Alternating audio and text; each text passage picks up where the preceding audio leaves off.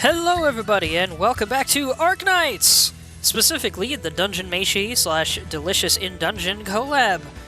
As you can see, I have already gotten the background and button skins to go with this collab. I just realized I need to resize my window. Hold on a minute. It's a little too big for me to see the game and the chat and OBS. Gosh dang it, if I could get to the corners, that would be nice. There we go. Goodness.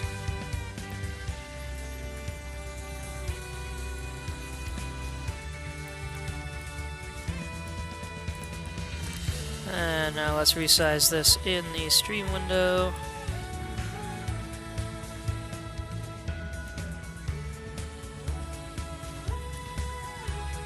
Yeah, I think that works. There we go.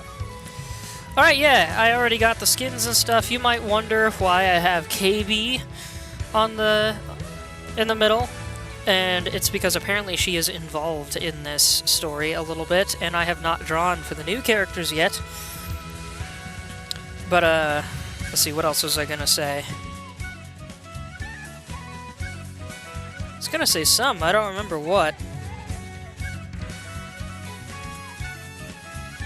But yeah, I love for those who don't know, Dungeon Meshi / Delicious in Dungeon, depending on if you're watching Japanese or English, is a great anime about some folks who try to live off of the monsters in a dungeon in an attempt to reach the bottom while lacking in the resources they would normally use.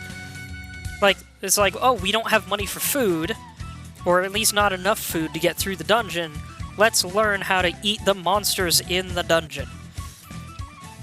And it basically becomes something of a fantasy cooking show. It's a great time. I love the show, and I have been waiting a while for this collab. I think this is my most anticipated collab after Rainbow Six so far. Monster Hunter was a great one as well, but I don't have much history with Monster Hunter. I tried getting into it, and I'm like, oh, that was fun. I might come back to this tomorrow, and then I just never came back to it.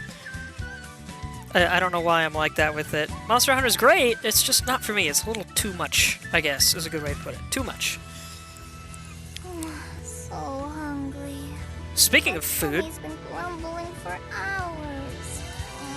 Can we go to the canteen yet? Yeah, that's the thing about KB, is she... I don't know how old she is, but she is very childish, and it's usually... like, she's usually obsessed with food. Which really fits Dungeon Meshi. Excuse me. Speaking of which, oh gosh, give me 1 second.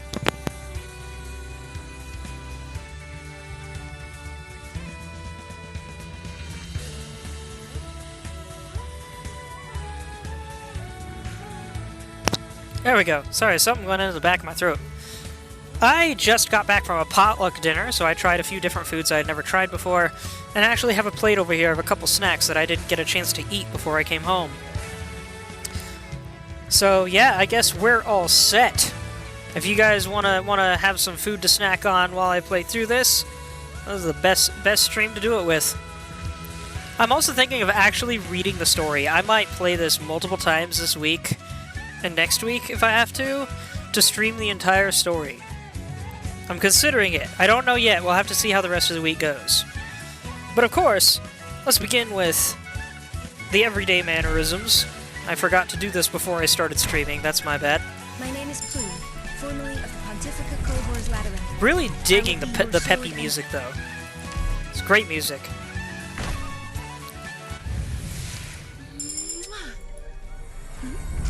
What's wrong? Your face is beet red. That's just how I...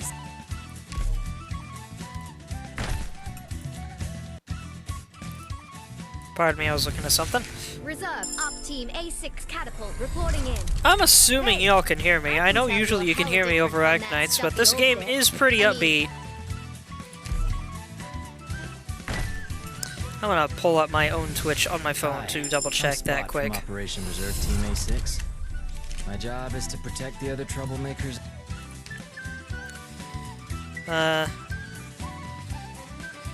Testing 1, 2, 3.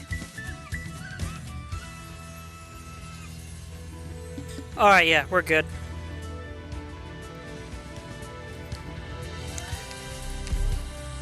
So, I might as well mention my favorite bit in Dungeon Meshi so far. The one that convinced me, like, this is a really creative and well-written show. You got Laios, the main character of the show. He's the one who's trying to rescue his sister from the bottom of the show, from the bottom of the dungeon. And it was his idea to try and live off the monsters in it. At some point, they encounter a hallway of living armor, and they are starving. And for those of you who don't know what living armor is, it's a traditional fantasy monster that is literally just enchanted armor. You can't really fight the thing other than slowing it down most of the time, unless you find a way to melt or trap the armor. But they figure out that instead of actually being enchanted, it's got, like, pancake-like mollusks living between the plates of armor, acting as a colony to defend themselves with the armor. They can, like, move like muscles to move the armor. And I'm just like, that is so freaking cool. That is such a cool monster idea, man. And they do tons of stuff like that all the time. I love it. So this is Rhodes Island's base. Bigger than I expected. Resources received. You didn't spot me pulling smoke rings back into my body through the gaps, did you? Okay, Tin Man. The weird thing for a detective to say. Zelda Sheik, were you able to make out what Tin Man just said? Hold on, what do I need? 3 and 4. Let's do this, why not? Can you explain how these machines work? I've got a good memory. Magellan explained the structure of the research station last time. And I still remember it all. Well, at least I think I do. Yeah, you're close, Zelda Sheik. He said, "You didn't see me inhaling the smoke rings back through the plates of my armor, did you?"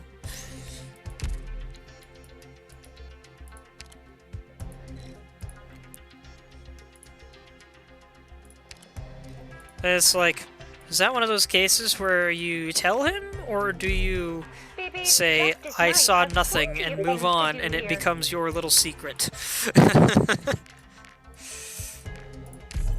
Just got a message from a friend, hold on. Borrowed ecological research materials over here. I trust there will be no issues. Sherlock reference? How is it a Sherlock reference?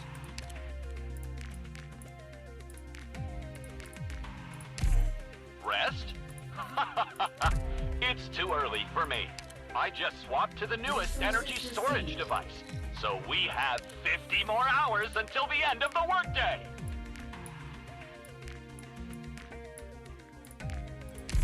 Whoops, that is not what I wanted to do. Safe.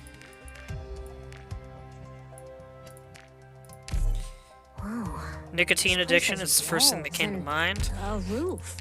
I mean, That's enough for I don't me. know. Tin Man is literally a spirit inside a robot body. So I have no idea. If only we had a surfboard here. I'm thinking maybe he just gets a kick out of it, but knows some people would be concerned. So he's like, let's pretend you didn't see me doing that.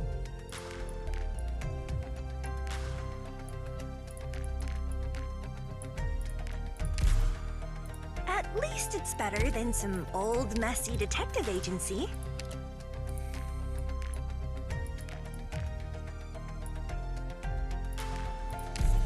Just give me a dark corner.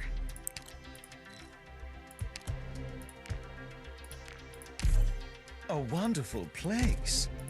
Let's have a drinking party tonight. Do you need any supplies? Just let me know. Alright, pop these operators into Is the there anything doors, Castle 3 can help with? and then we can move on with things. Rhodes Island is always so lively. I should Maintaining a change all of dedicated these room is a floors show of into respect. kitchens. I see. There's multiple kitchens in this game.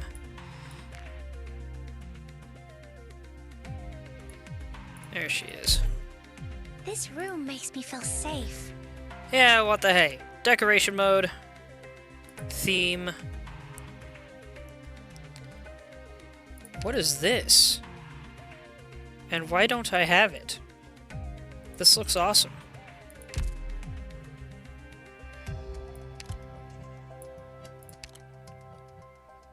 And why do I not have everything in this set? The heck? I could have sworn I completed that set. What the crap?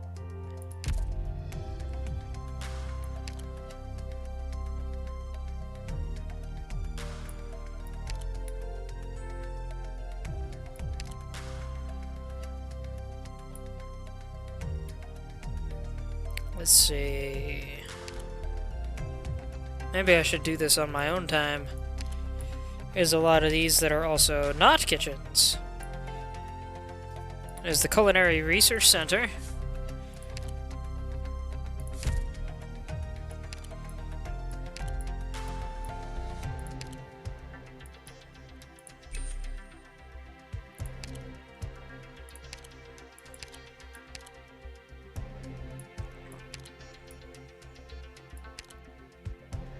There's a classroom.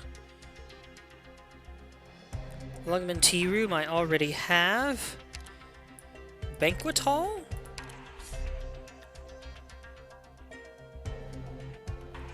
Sure, I think I can roll with that.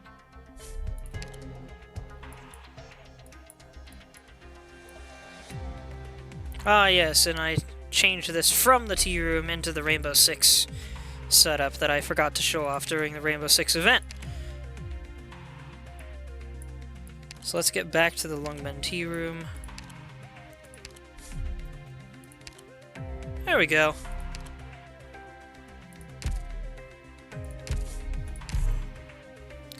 Alright. Now to dive into what's actually new. Nice to meet you, Doctor. That's a Let me just proper grab these greeting, right? credits quick, and then we've got some skins to check out. Oh my gosh, I've got so many credits. My bad.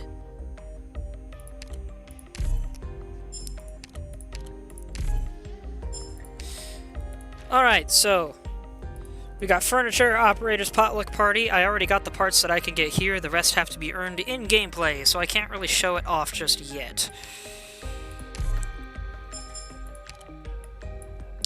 And I'll do this quick. Can't really do anything here yet.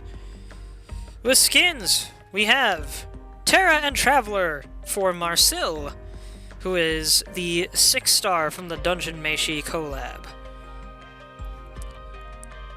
It says, clothes Marcel wears when telling stories of her adventures aboard Rhodes Island. She acts as she imagines the lunatic magician would, summoning several familiars with a wave of her hand. Some of them even look like our operators, and you can kind of see them as like little chibis around the scene here. I don't know what's... there's a couple more up there. I think that's Amiya and Countsit up there, actually. But, I don't know what the lunatic magician is yet. I imagine it's part of the story.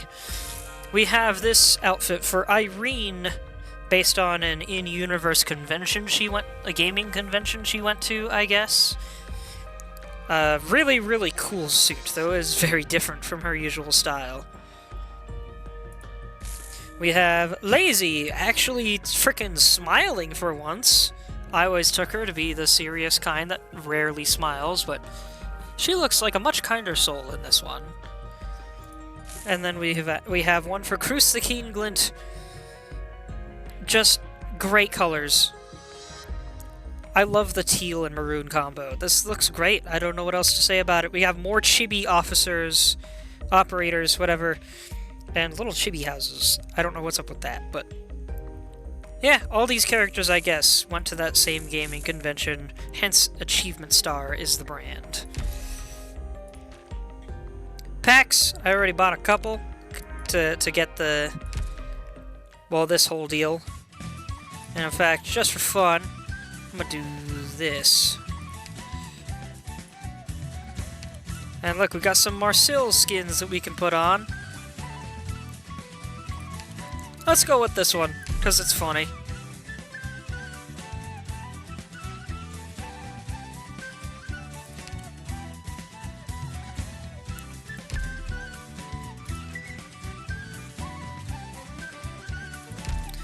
Alright. To anyone watching this that wants to friend me, by the way, here you go. Put this into the friend request thing, and it'll go right to me. I have 60. I can get 40 more. Hey there, Orange. You finally made it. You made it just in time, technically.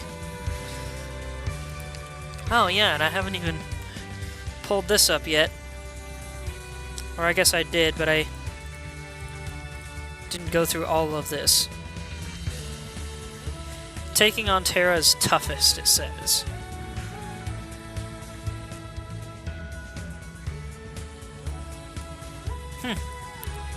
They like their comics.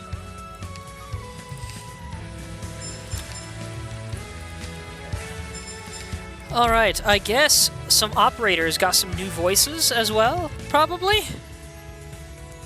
Let's see, what have we got? Alright, so we've got this for Golden Glow. Operators are often in awe at Golden Glow's ability to remotely control drift beacons. Susie wishes she could help operators in need cut their hair from across the battlefield. That's right, I forgot, she's a hairdresser. Hoderer, what do you have? Hoderer gets a module which improves his ability to heal himself and provides a sanctuary effect to himself and whoever's directly behind him, in addition to dealing more damage. Which is like, oh, only a 10% damage increase. Look at this guy's attack here. That's a big damage increase for this game.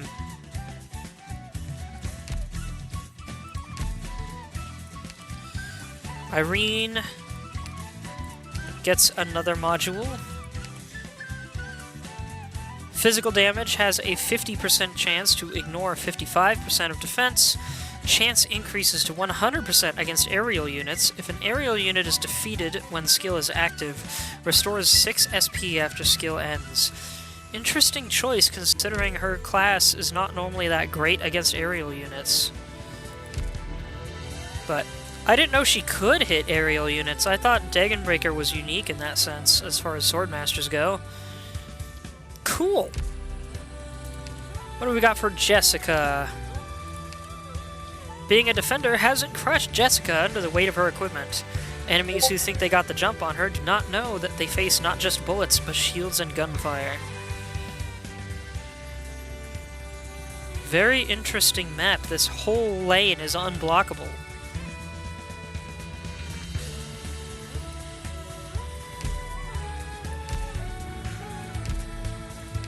What about Opianus? Restores 130 HP whenever taking damage. If HP is below 60%, restores 175 HP instead. It's weird that he heals HP on taking a hit. Like, the crap? Granted, he still takes all the damage from the hit first, but that's just a weird time to heal.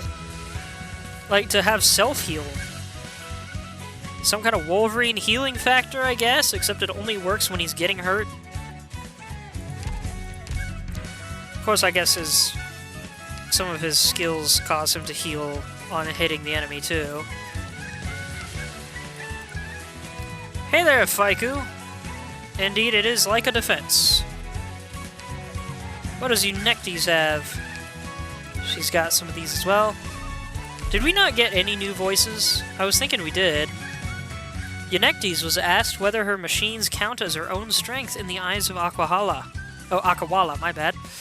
In response, Eunectes told the story of how she walked into the ring with High Priest and the Big Ugly Thing, to the stunned expressions of the watching Arcosauria. and I told them they can all come at me at the same time for however long they want. The bout lasted all the way from noon to sunset, and it was Eunectes who emerged victorious. Cool.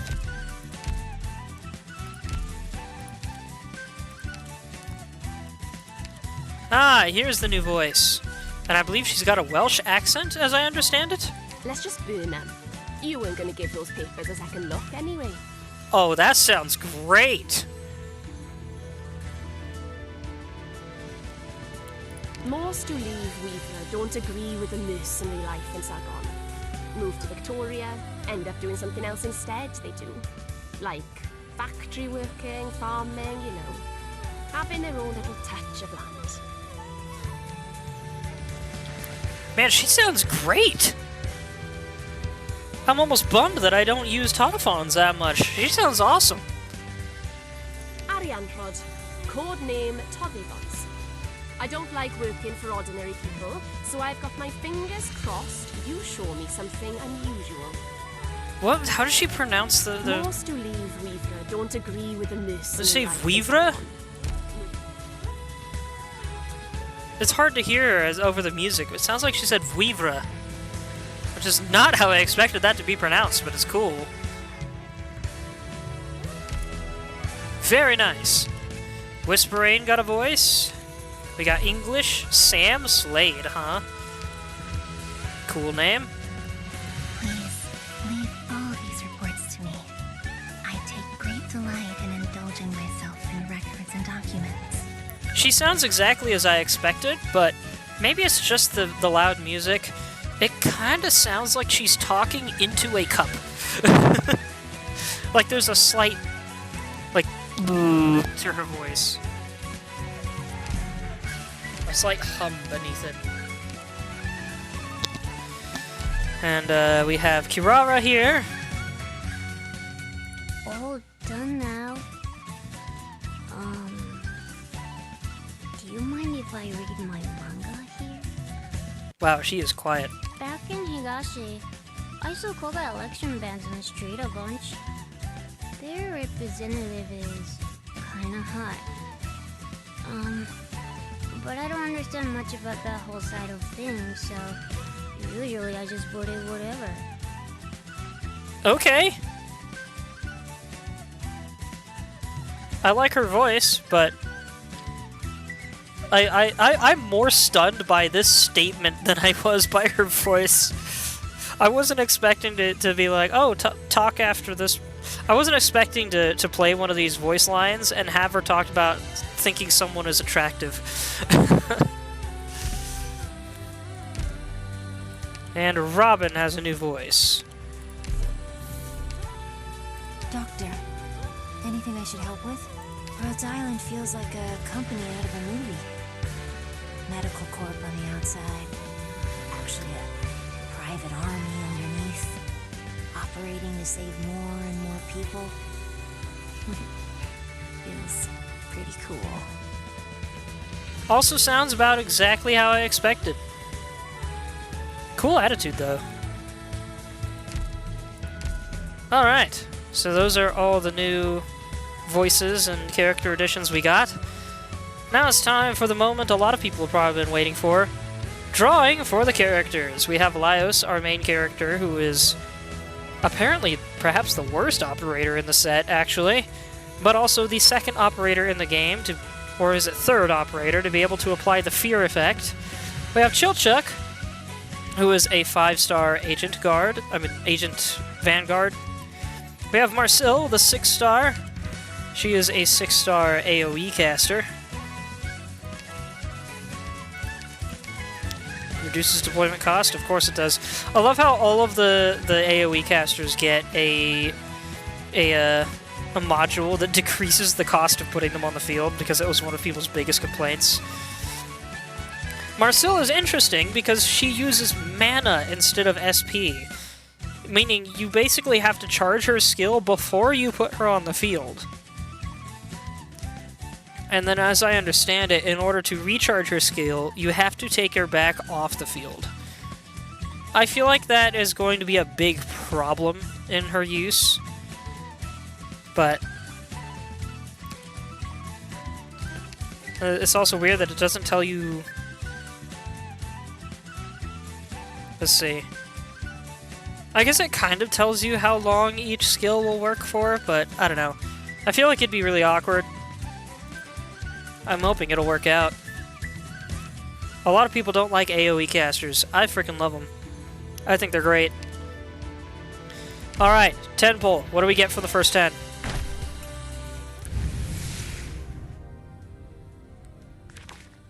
The 5-star is at the very end. I'm Vanilla, trainee operator from Blacksteel. Looking forward to learning from you, Doctor. She costs too much anyways, so you'll max it anyway. Orchid, reporting in. Are you the doctor? I look... My name is Plume. I mean, probably, yeah. The main concern is... if her skills are worth the wait and whether or not it might be necessary to remove her from the field and then drop her back in. Because she's kind of built like a fast redeploy, but without the fast part. It's really strange. Reporting in! You must be the doctor. Call me Myrtle. Myrtle of Durin. Durin said I could get a job here, so what are you... Boss, you know a Hey there, Bee Hunter. Now, put your hands together for the strongest underground fighter out there. The one, the only, Bee Hunter! She's having fun with that. Her S2 is infinite skill, so it's AFK S3 is the hella drop one. I guess that's kind of true, yeah. What's the S2 do again? I didn't really read it when I was looking at the profile there. I've been hearing a lot about it, though.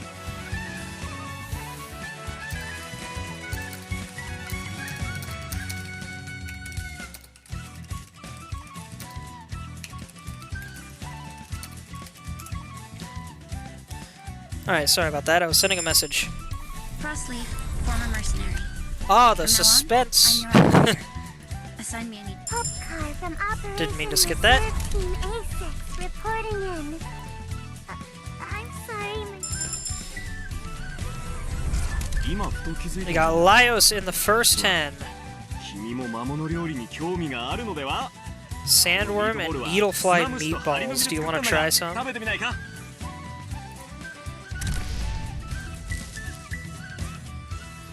Oh yeah, I forgot. Apparently these characters are not getting English voices, despite them having English voice actors. I completely forgot about that, and I'm really bummed about it. Like, why? Give me the English voice actors. I wanted English voices for everyone in this game. Laios' funny unit. Yeah, he's a goofy boy. All 4 stars.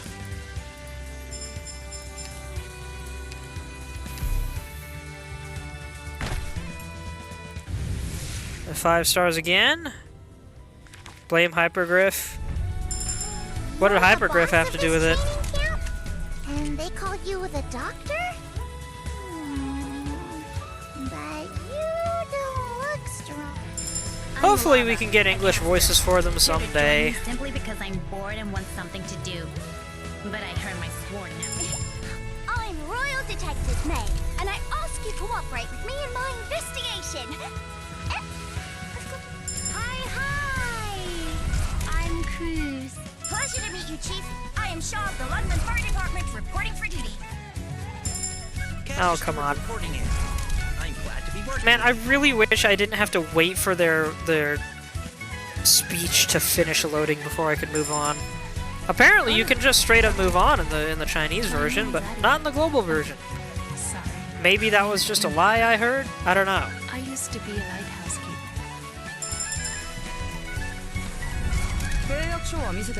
And we got Chill Check.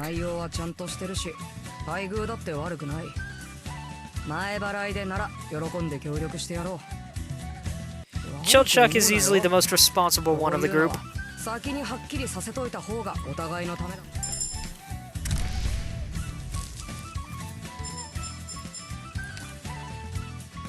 Or can we get Marcel?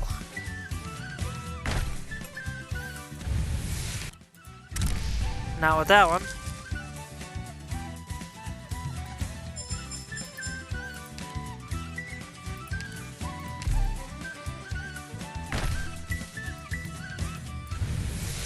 And not there either, so we gotta start using a rundum.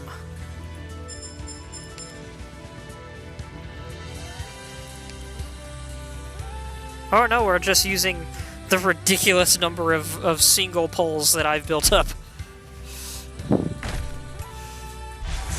Hey, hey! Ah, number 5. We also got at least one other 5-star in there.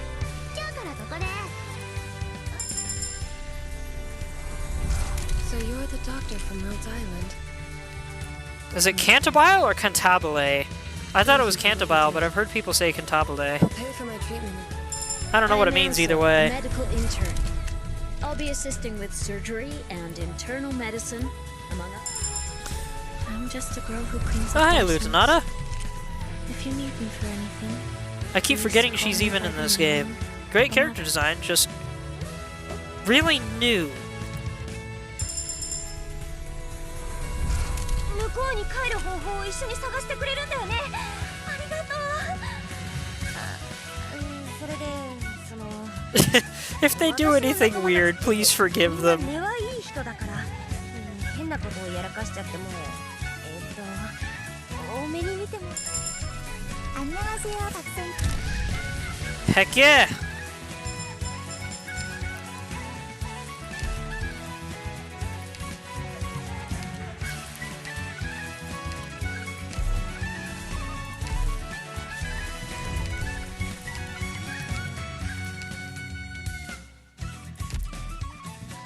Full banner? Of course I did.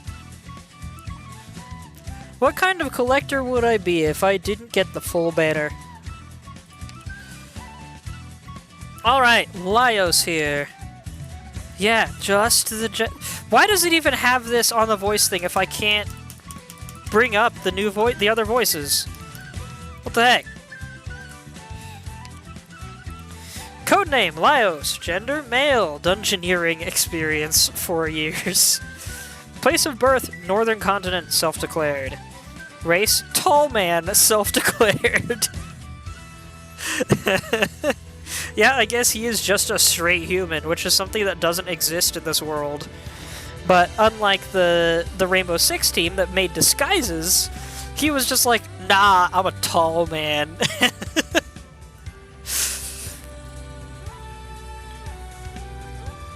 Originium Arts Assimilation Squares. The leader of Laios' party, which is what he called his dungeoneering party, with plenty of dungeoneering experience. Note, we also have no idea what this so-called dungeon is. While his background is uncertain, his contributions are obvious, as he is always able to offer combat support during field operations. And I see he that's his living armor sword, isn't it? That was another plot point in the show, is that he takes a sword from one of the living armors that they fight and like forms kind of a master-pet relationship with it of sorts, and the sword helps him know when there's danger nearby because it vibrates in fear or anger from the parasite living inside it. Fun stuff.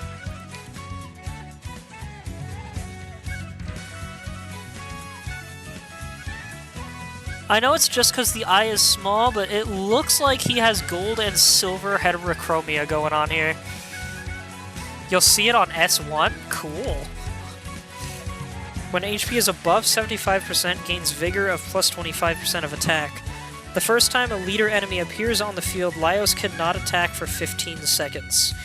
Okay, oh, is it because the sword freaks out? So Laios can't attack for 15 seconds when a boss shows up?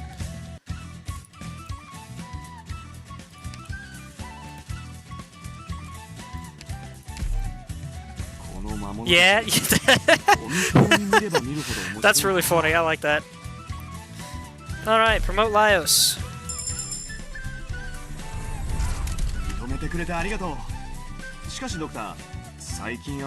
Is there some reason I haven't met any operators lately? What? They filed complaints against me for getting too much plumage and fur from them? They think I'm weird? I just wanted to make a collection of specimens.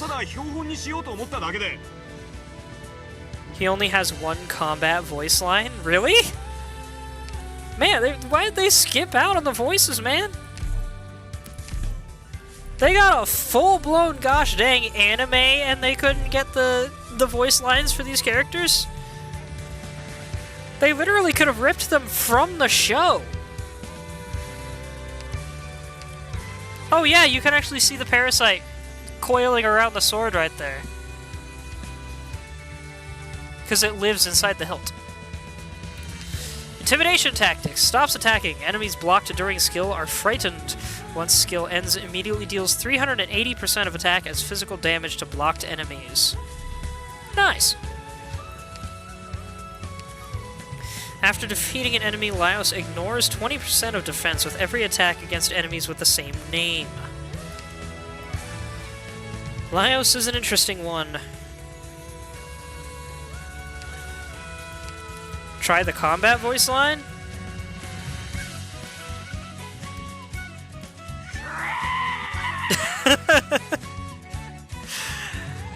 It's literally just a scream. But what makes it even funnier is it's him screaming 3 times, but there was only 1 scream from the voice. That is funny. Laios, you frickin' goofball. Alright, Shellchuck, what have you got?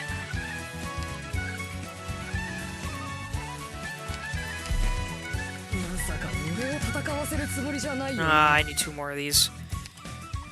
For 35 seconds after deployment, Chilchuck and allied units within his range will not take damage from environmental effects or elemental damage. Really, really good at dealing with Seaborn on Nethersea Brand. I can see that right out the gate, because Nethersea Brand's problem is the elemental damage it builds up immediately on deployment. But this guy can ignore it for an entire half a minute. Same for any other environmental effect, really. That's really good for building up an early team on a dangerous map. The MVP for future CC, too. What do you mean, future CC? But yeah, the Chilchuck is the one most people are excited about, actually. Also, gain 30% physical dodge, attack speed plus 35, and obtain 1 DP with every attack. Nice. Not bad at all, Chilchuck. What's his first skill do? Stops attacking after skill ends. Obtain 1 to 7 DP randomly. Huh. That's an interesting one.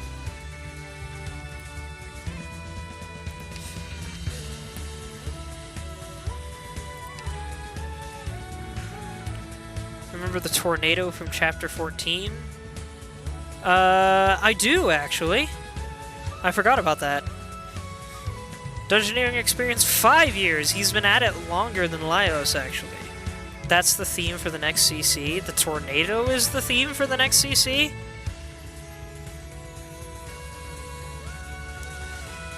Place of birth, Eastern Continent, self-declared. Race, Half-Foot, self-declared. Which is actually what he is. He's a halfling. Physical strength and combat skill are flawed. Chilchuck is the member of Laios' party, charged with using his keen senses to check for traps, ensuring their safety.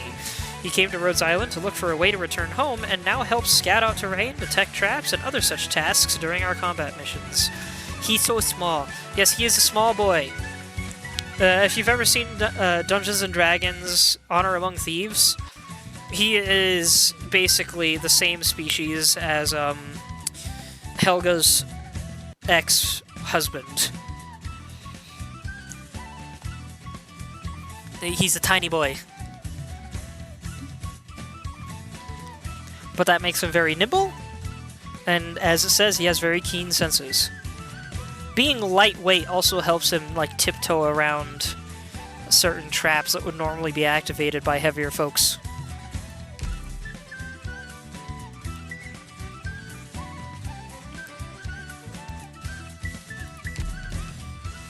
And last but not least, Marcel!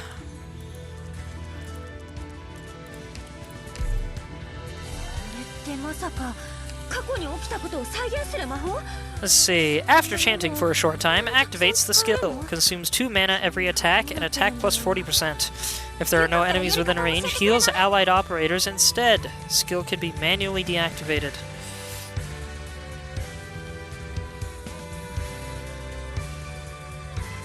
So she swaps between healing or attacking depending on whether or not there are enemies in range. That's interesting. Is he shorter than Myrtle? I didn't check. His height is 110 centimeters. How tall is Myrtle? Faiku, go ahead and look that up. Oh, whoops, I forgot to do that. Alright. Darn, I need to get more of these. Unless I have some, I might have some level boosters saved up. Sembongi Sayaka. That's an interesting name. He is shorter. Crazy, man. For those who don't know, Myrtle is literally the Terran equivalent of a dwarf, called a Durin. And miraculously, it seems Chilchuck is shorter, making him potentially the shortest character in Arknights. Except maybe some children are shorter than him? I don't know. Fun fact, Arknights has children. Popikar, with her chainsaw, she's like, what, 7? This is not a fun world to live in. Excuse me. Anyway, Marcille, Dungeoneering experience, 2 years. Place of birth, Northern Continent. Race, elf. She just outright calls herself an elf. Makes sense, elves are a thing in Arknights, but they're very, very secluded most of the time. Because, oh, what's the disease called? Erypathy, the big disease that's sweeping the earth. They are very, very sensitive to it. If they get it, they're pretty much guaranteed to die within, like, days. Or so I understand. I imagine she might not be at risk due to being from another world and maybe having being an entirely different kind of elf.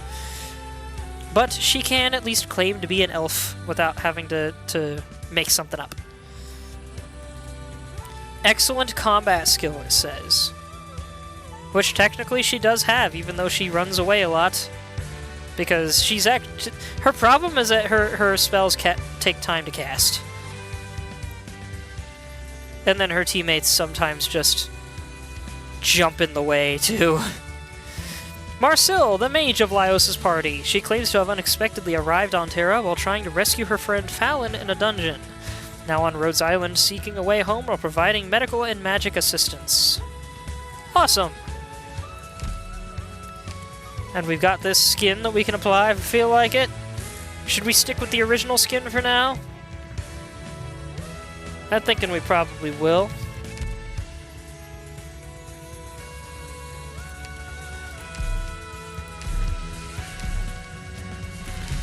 And let's see, how does her second skill work? After chanting for 11 seconds, consumes 35 mana to create a familiar to attack. Attack plus 55%, attack slow all targets for 0.5 seconds. Skill can be activated again to upgrade the familiar. Attack range plus 1, attack speed plus 35. Attacks stun the main target for 0.5 seconds. Unlimited duration. Skills use mana and can be activated at any time. Mana does not recover naturally. Recovers 1 point per second when not on the field. When having mana, attack plus 20%. Attacks have increased splash area. 1 point per second when not on the field, and I have completed some matches before a minute has passed, I believe. But also,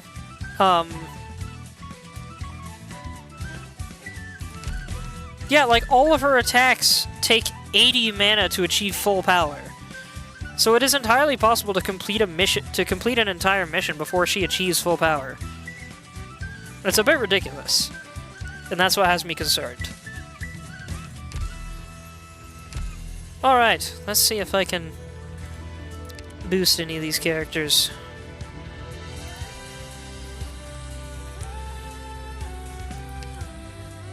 I can blast Marcille up to E2 with this.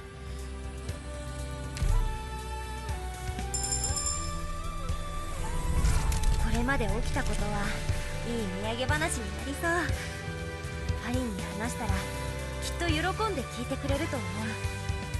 だから絶対向こうに戻って助け出さないと。 Oh, look at all the chibis of their adventures. I think I actually remember this one.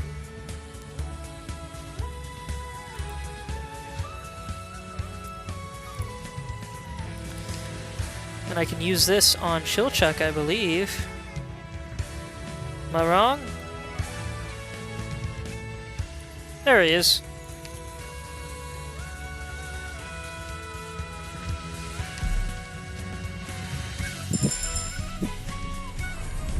Terra ってのは迷宮と同じくらい危ない場所だよな。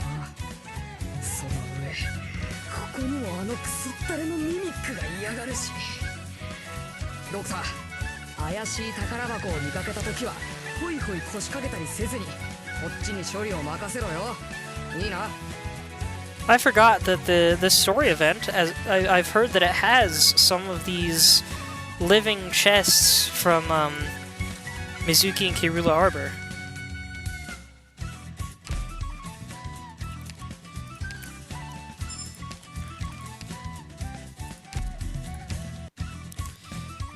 Okay, and I want to ping this, and let's ping Chilchuck as well because of his particular specialty.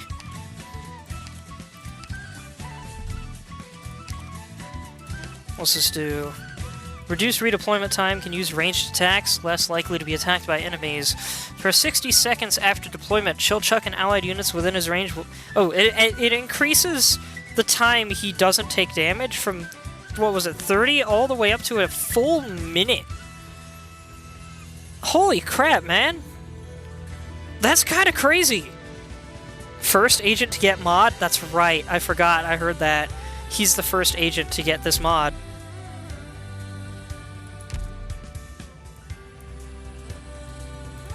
Well, I'll bring him up to 50. Because I can. And that will give me the option of getting that mod if I can unlock it soon.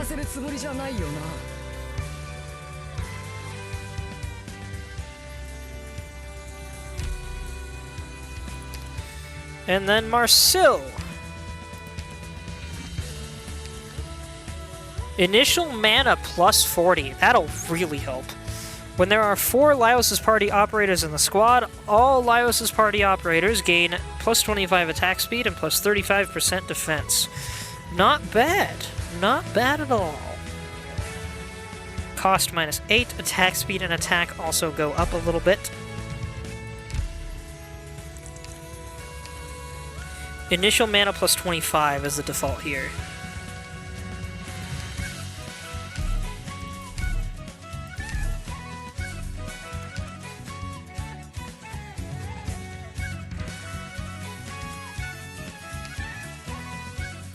Well, let's try this one as the default, probably. But Explosion Magic, after chanting for 5 seconds, consumes 8 mana to create an explosion in front of the unit at max range. Explosion deals 340% of attack as arts damage to surrounding enemies and causes high ground tiles to collapse, stunning them for 3 seconds. Chanting can be extended for 10 seconds. Upon completion, consumes all remaining mana. For every 8 additional mana consumed, create 1 additional explosion.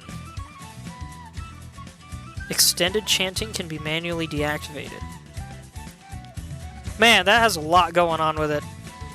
But basically, explode everything in range of her for a little bit. And then I just realized there's something I forgot to do with Chilchuck here, and that is boost his skills here back up to max. Alright. That's a lot of checking out the characters. Let's hop into the event itself. Actually, real quick, I'm gonna go back and add Marcel to the main screen, because why not?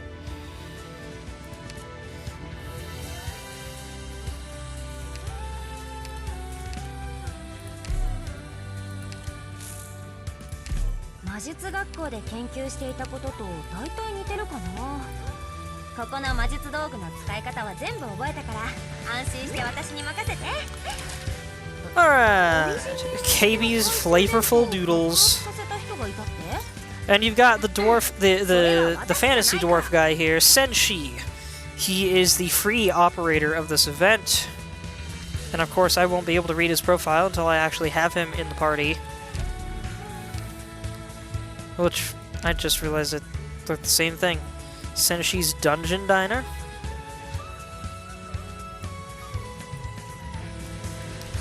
Senshi of Izganda, bringing you delicacies from the dungeon. His dishes are enticing and nutritious, but don't ask what they're made from. Fair enough.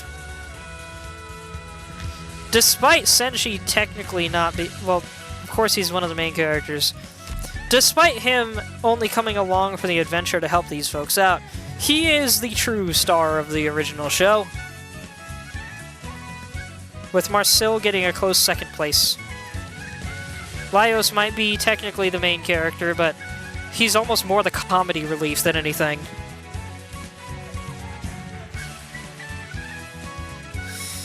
Alright. Monster Gourmand. Ooh. This map almost looks like a picture book. I like it. What's a place like this doing in the middle of the dungeon? Holy crap! That's a lot of exits to guard. What the heck?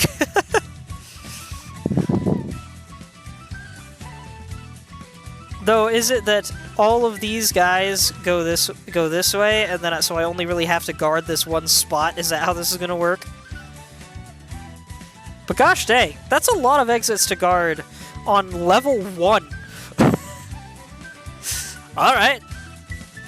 We have new mechanics here, as we always do with these events. What is that face, Faiku? Grumbling tummies. Before serving, operators gradually lose increasing amounts of HP. Really big pot. Defeat edible enemies to add them to the pot and fill your operators' bellies. Of course, we gotta start with the heroes. We got Chilchuck. I just realized I forgot to level up Laios past just basic E1, but oh well.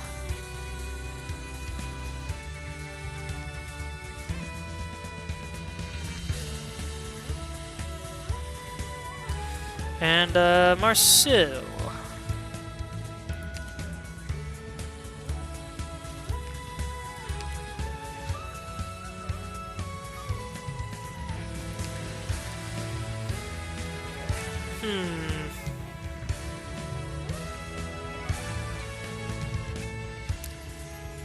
Yeah, let's bring out Papyrus and Harold.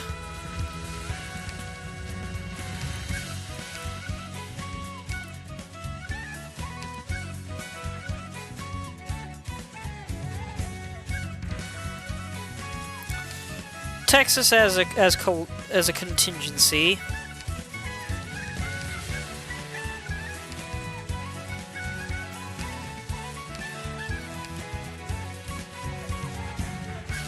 Let's bring Insider. Why not? He's a bit different. Because they have new skins, let's add Irene.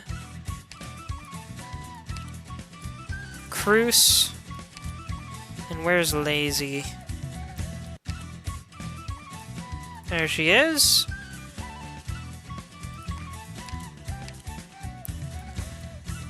And we're dealing with food.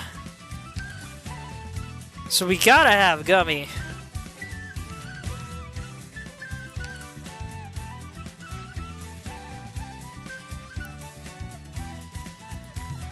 And I guess even though it's a fairly imbalanced team, let's bring in KB. I've made a complete because food. I'm ready to sort tea at any time. What a wacky as heck team I've got here. Alright, story time.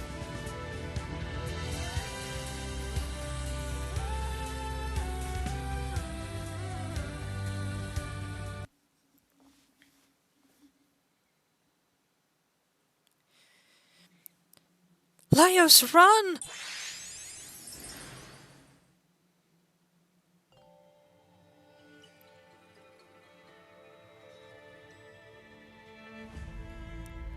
Is this gonna go over the origin story of the original show?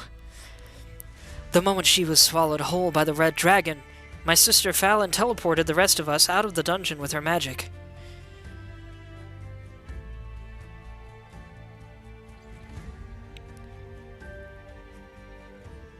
Is this Chilchuck talking, or is it still Laios?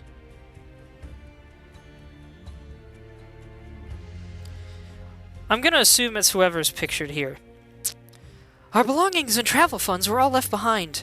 However, we had no choice but to venture into the dungeon again to rescue Fallon before she's digested. Because they need at least some part of her remains to use a revival spell on her.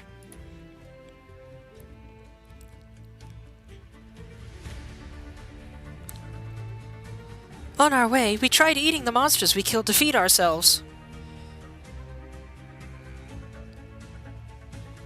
It's been tough, but thanks to that we met new friends, solved all kinds of problems, and learned many new things about the dungeon.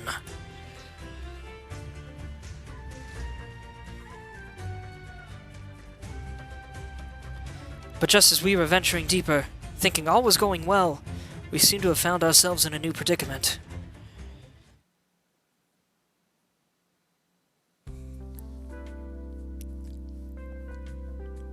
Oh, I love this music.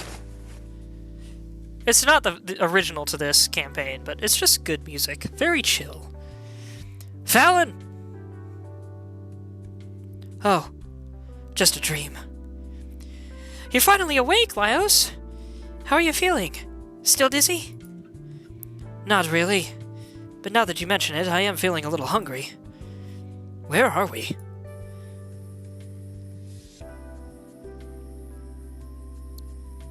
I mean, as you can see, we're in heaven.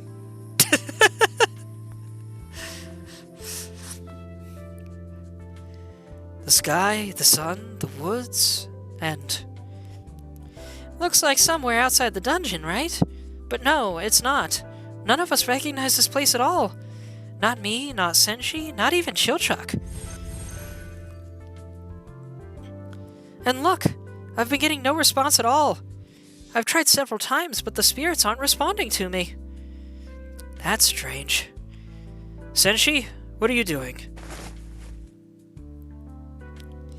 Been examining the soil here. Look, the soil's moist, deep in color, and starts to smell when you rub it in your palms, which means it's got a lot of organic matter packed in there. Meaning?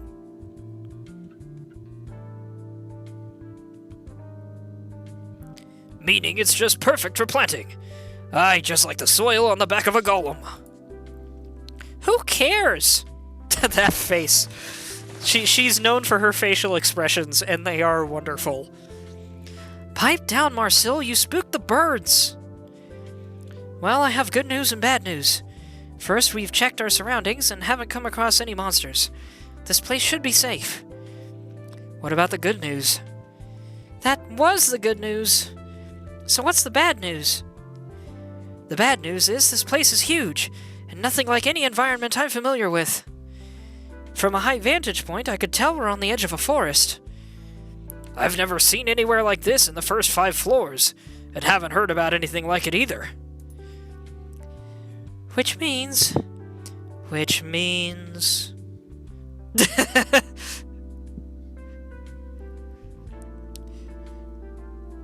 Oh, everyone's speaking at the same time. I can't do that! Could it be that the dungeon has changed shape? Never seen any of those birds before. Strange. An area of the dungeon? Looks more like a whole different place to me. Could this be similar to being inside one of those paintings? Were we brought to another world? Does that mean we'll get to see monsters no one's ever seen before? And if we're lucky, to taste them too? Do you even realize what you're saying? Our top priority is saving Fallon, not wasting our time in whatever this place is. And there's one other thing I should mention. I've tried several times now, but I'm only able to use simple magic here. That could be an issue. What's more? There's more? Something's off about the forest in this clearing here, as if someone opened up the soil for planting things. I'm quite familiar with methods like that. You don't care about my magic getting weaker at all, do you? Come to think of it, I did spot some strange wooden hut outside the forest. Maybe there are people living there? Let's head there and ask around, see if we can learn anything. Don't change the subject! Strange wooden hut? Let's go check it out. Hey!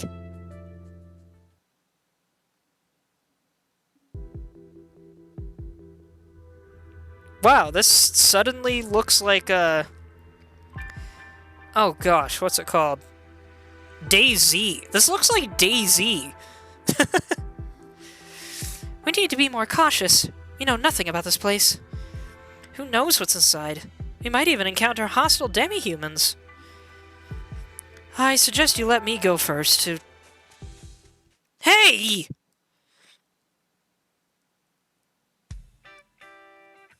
Laios' party gets by, but they're not very functional as a team. They kind of just rush into things and then wing it. It just so happens that they're good at it. The hut's not big, but it's got plenty of fencing. The stakes are all planted firmly into the ground, too. Nice and steady. The part above the ground are obviously short. Most folks could climb over them no problem.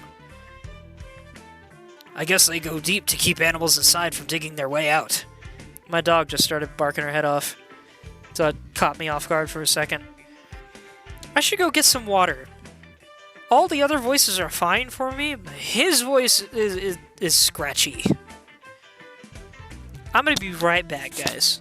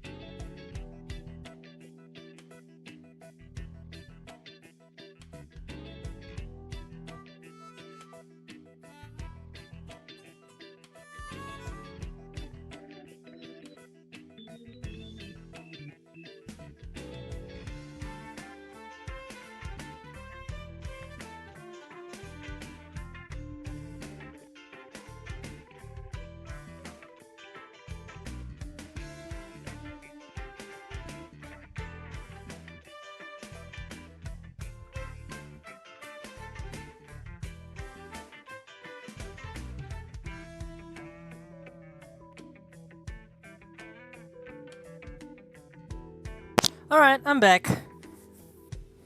For the sake of theming, I probably should have saved my metal mug for today instead of yesterday, but oh well. Instead, I have an over-the-top milkshake cup that I got at Comic-Con last year. I'm sure Zelda Chic remembers that. Moving on. I'm also seeing some black rocks scattered all over. Some kind of marker, maybe? Hey, stop running around like that! What if it's dangerous? Kensuke? Who is Kensuke? Oh, I forgot. Kensuke is the name of his sword. Kensuke reacts to monsters nearby. Does that mean... Huh? I told you not to run around! Ah! It moves! There's something squishy under the rock! Ah! Is it some kind of insect monster that uses rocks as its shell? So the shell is used for both protection and offense? Hey, don't just stand around and watch, take care of it already! Its hard outer shell is more than enough protection for its abdomen. It covers the neck, too, which usually has a lot of nerves. It wouldn't be easy to kill it with just our weapons. Marcel, use your magic. Keep it as weak as you can. We don't want to harm the environment here. I just noticed his pinprick eyes. I don't think I've seen him make that face in the show at all. Don't worry, I can't cast anything stronger than this right now anyway. They're as weak as walking mushrooms. So it is a new type of monster. Are you alright, Marcel? How did its attacks feel? I'm fine. Thanks for worrying about me. What a hard shell. You don't often see shells made of minerals. What about the rest of it? Flips it around with his axe. What? What? What is it like? Stay back! Don't lay a finger on it when we don't even know the first thing about it. Critters that crawl on the ground usually live off of decomposing organic matter, so they're likely to be full of bacteria and parasites. You could get infected just by touching it. That's true. Good thing he thought of that.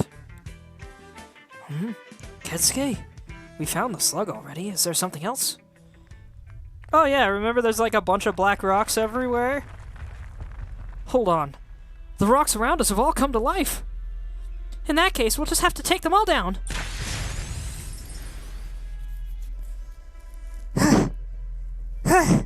How's this? Watch out! Seems like they come in all kinds. Some can spew some sort of fluid. Careful, it seems to be corrosive. Wow, they can spit corrosive fluids? You're excited about that right now? I don't think I can do much damage to these guys.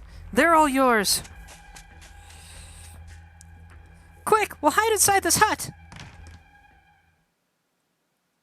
Hey there, Big Bob. What? Ah, what the heck? She just sees him walk in and chainsaw time. Senshi, do you know this orc all decked out in armor?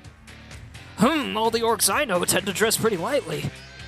He must be the owner of the hut. Should I ask? Excuse me. Ask? Ask what? Let's run for it.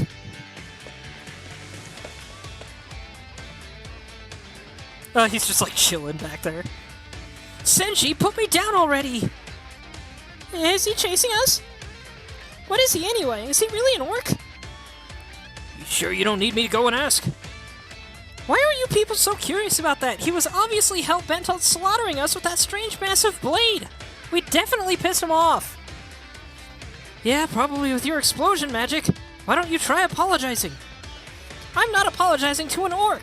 And how are we supposed to chase off the rock slugs without magic? So this is a new place we've never been to. There are so many things to do here. For the last time, Senshi, I know how to run. Put me down already. Hey! I've never read anything about this in books either. This is so cool. Laios! Ah!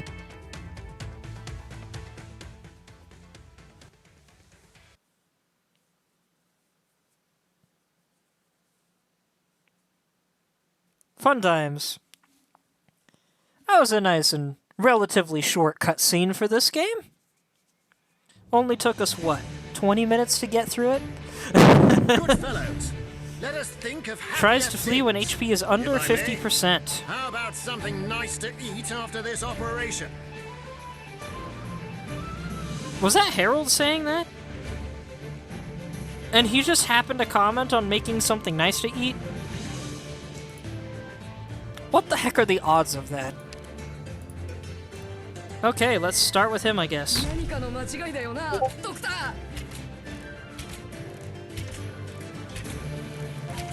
I just... Okay, so they don't detract from the meter here. Got it.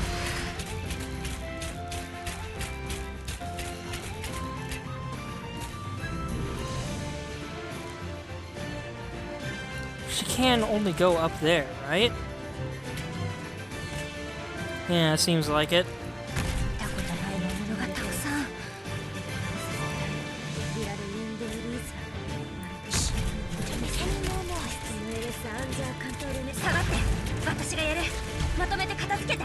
I'll deal with this now.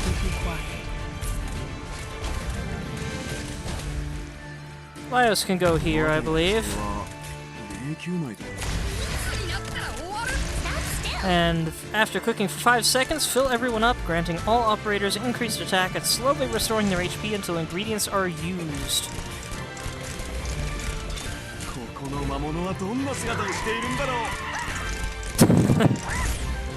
Alright.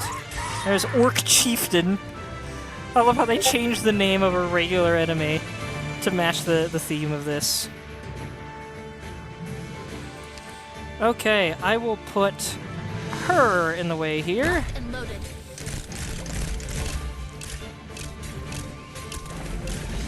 Oh gosh. That's some high damage he deals there. I forgot Marcel had the... Gosh dang it. I swear to protect everyone. Push forward, Commander! Don't worry. I have everything I need to know in my notebook. That's better.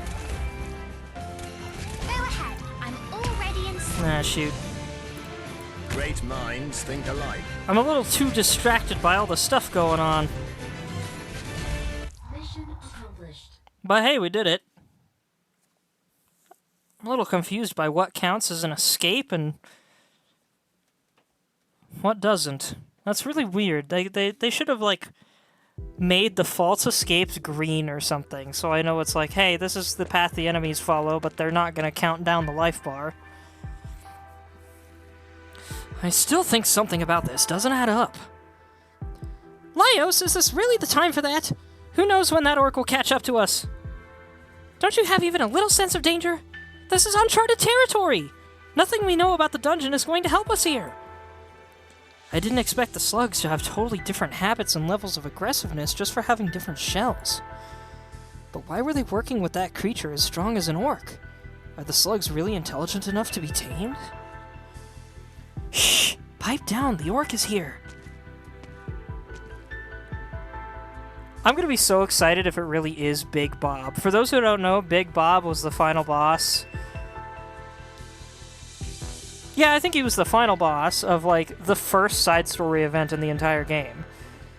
And he was a relatively chill dude with erypathy that was just trying to get his hands on some gold so he could go live the kind of life he wanted to live in Colombia, which is apparently relatively fair to the infected. Dude ultimately achieved his goal and went and lived a happy life.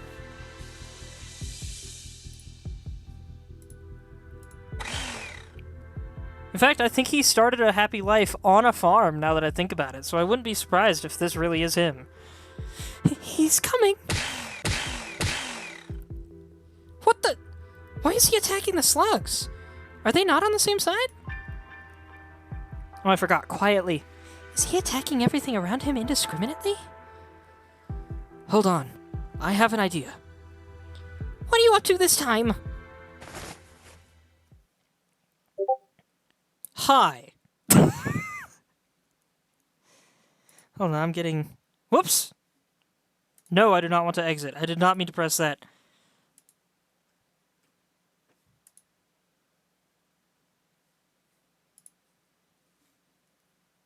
Sorry, Discord messages.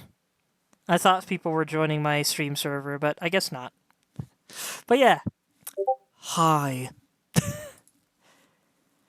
What? Hi?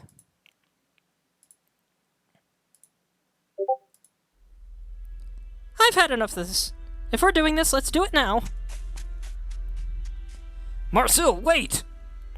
I'm not going to get myself killed here by some orc. Fallon is still waiting for me to save her. Huh? Huh? Kill? Why would I kill you? Do I look that scary? Cut the crap!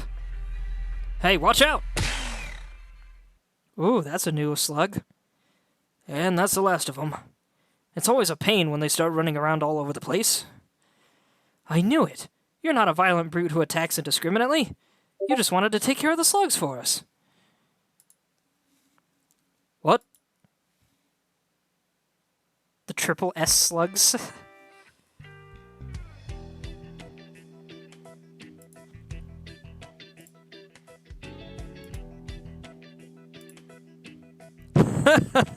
It's your first time here, no wonder. You see, I own this little ranch here, and I built these huts with my friends.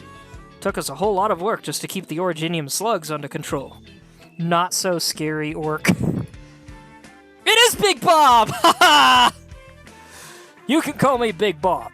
You look like a bunch of wandering vagrants. The wastes are a dangerous place. You ought to rest up here. What's up, Bob? Haven't seen you in, what, 3 years?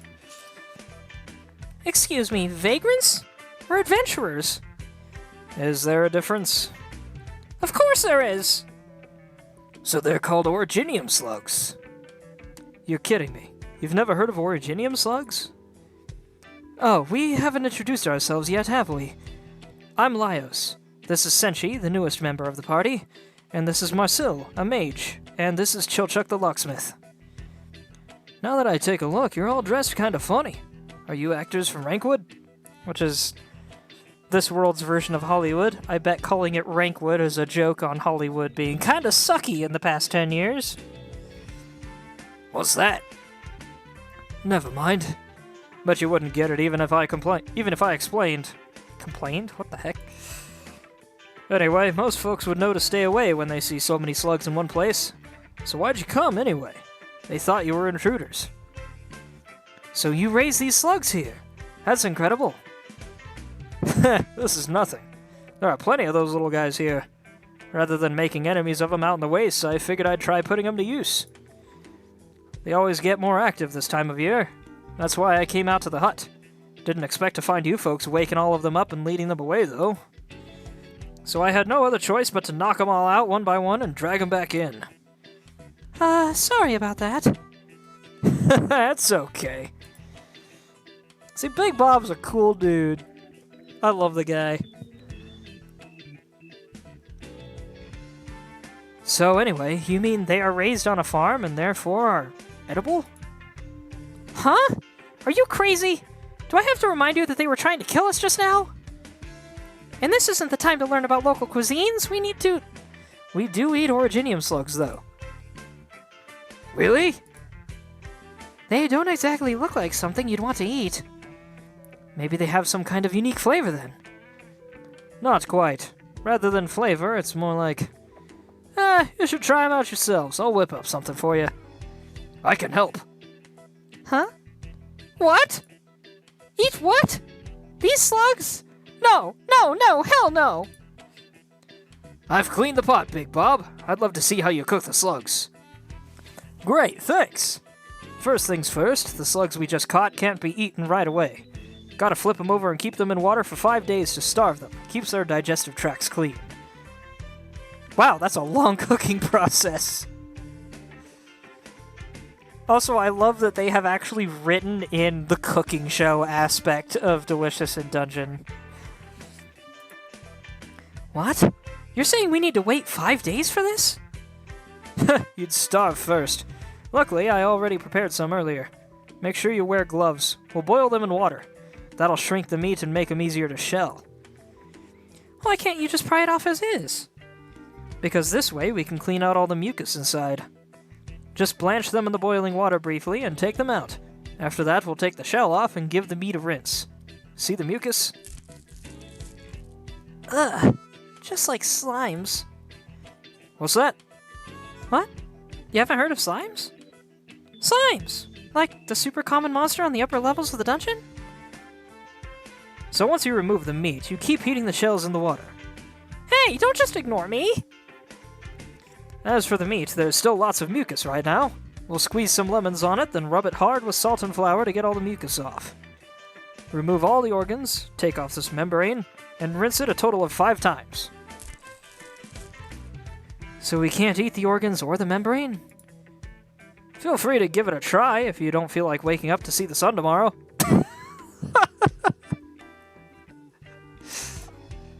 This is just like the show. I love it. Hey, were you actually planning to eat this before you heard that?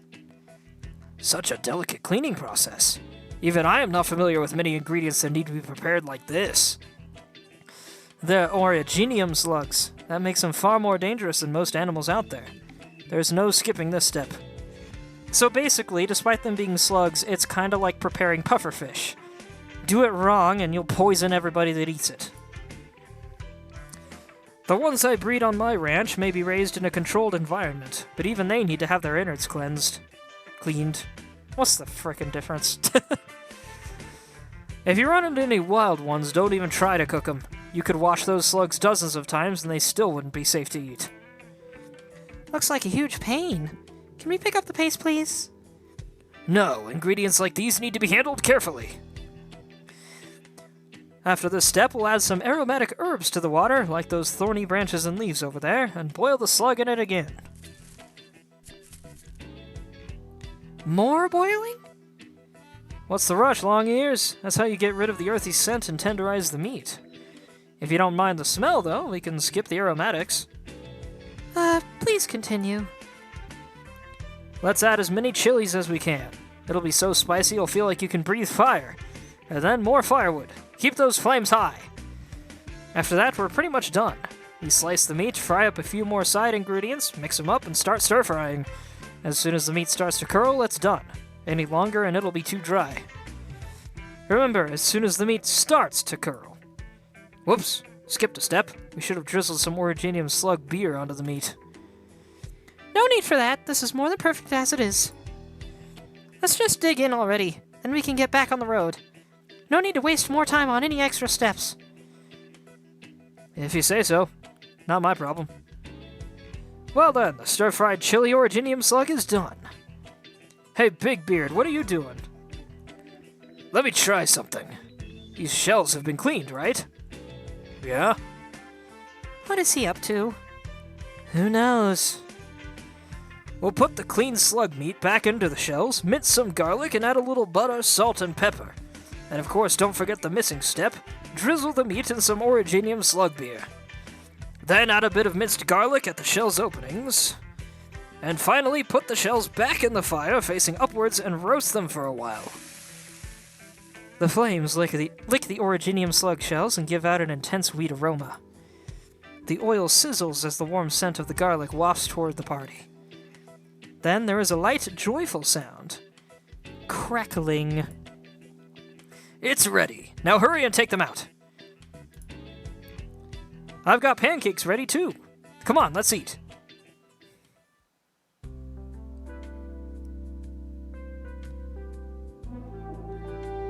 Bob's Farm Originium Slug Course. Hardtack with stir-fried chili originium slug, roast originium slug, shiny Pulu pancakes? I wish I could have finished reading that. Darn, I can't go back to it.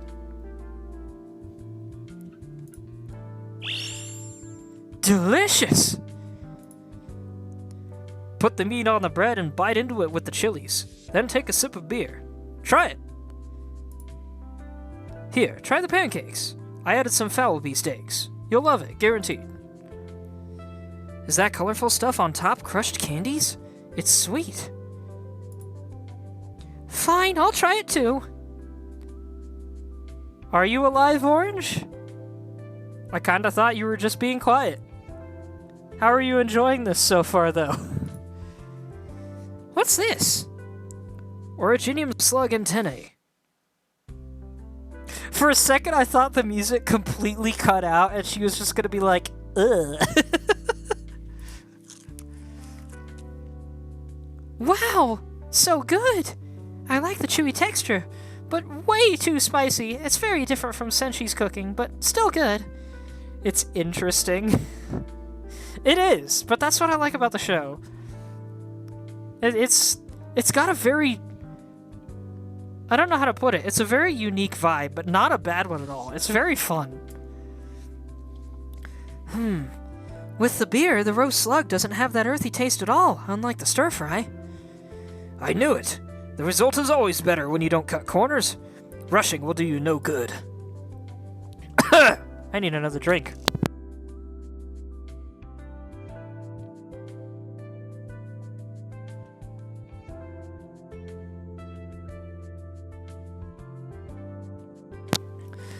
No matter how minor a step is, we must take it carefully. That's what's so fascinating about cooking. Marcel, how anxious you were made me realize this. Hey, I wasn't.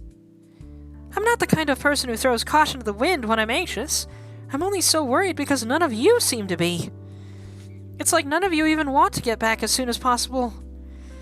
This beer is awesome. It's got a different malty taste to it, unlike anything I've ever had. Well, that's good to hear. I was planning to bottle and sell it, so I brewed a couple batches. Sounds like I'll be raking in the dough. Originium slug beer? Is it brewed with the slugs? How does that work? There are many ways. If you raise them in wheat husks from the moment they're born, the husks will stick to them, and eventually they'll form shells that keep the smell. Excuse me. And if you mix those shells into your brew's hops, this beer is what you'll get. A few other places do it differently. Say, feeding the slugs hops and using their mucus in the brew. I'm sure it'd taste different, but I like my brews the best. The same goes for the pancakes you just had. Give those shiny little fellows some fruit and their shells will end up sweet. I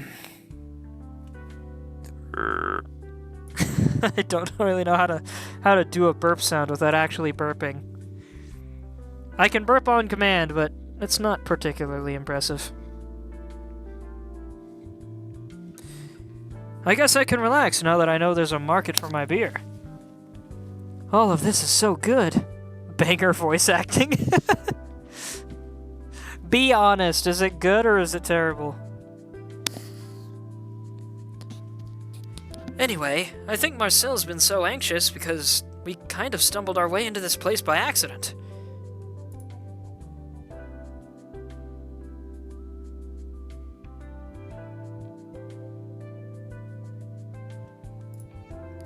To be frank, most of what you guys have said has gone right over my head. It's enjoyable, makes me want to read the story. Thank you!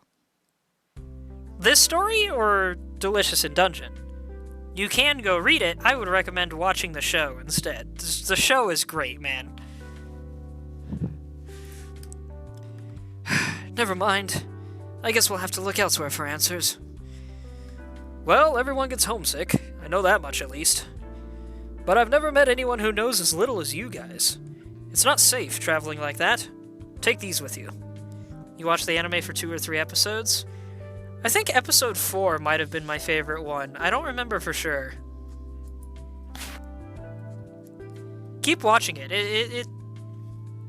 I think it gets better. I will say, I think, oddly enough, the first episode of the show is actually the weakest one. At least out of the ones I've seen so far. Everything after the first episode is way more interesting than episode 1. Big Bob quickly packs up some prepared slug meat and beer and hands them over to Laios, along with a book. Laios flips through the book and finds it filled with crooked, illegible letters. What's this? Heh, that's my Bob's Gourmet Guide. I wrote down everything I've seen and whether it's edible or not. Take it. You seem surprised by even the littlest things, so just follow what it says in the book. Don't starve or get yourselves food poisoning. Seems like this is right up Laios' alley. I can picture the expression on his face without even looking. Oh, right. I also know of this place that has, a lot of eccentric people. I'm sure they'd be able to help you get home. I mean, they even got that red-eyed woman on a leash. If anyone can handle this, it's them. Really? What's that place called? Rhodes Island. They've been opening branch offices in even the most remote villages. You should be able to find them pretty easily. Okay, Rhodes Island. Got it. What a strange name for an island. Does that mean we'll need to board a ship? If you do manage to find it, remember to say hello to Mudrock for me. Not a problem. I forgot, I think, was Big Bob part of Mudrock's crew for a while? And then he broke away, but like, he and Mudrock, I believe, both used to be part of Reunion, and then they left when they realized Reunion was going a different direction than they'd hoped. I don't recall if Big Bob was part of Mudrock's crew, or if they just shared similar philosophies. Kind of interesting that both of them are heavily armored tanks, though Mudrock is certainly much more tanky than Big Bob is. Also kind of strange that potentially 3 factions from Reunion chose to leave, and all 3 of them happen to be big armored groups. With Big Bob being perhaps the weakest of the 3. The strongest was actually Patriot, and technically they didn't leave Reunion until after Patriot's death. Man, I wish we could get Patriot on the team. I love me just a walking wall of a character. Anyway, to continue... Not a problem. Alright then, I hope you'll find them soon. Thanks, big guy. What an interesting bunch. I sure hope they'll find that dungeon soon. Now, back to work. What happened to the rest of the food? Did they finish all of it?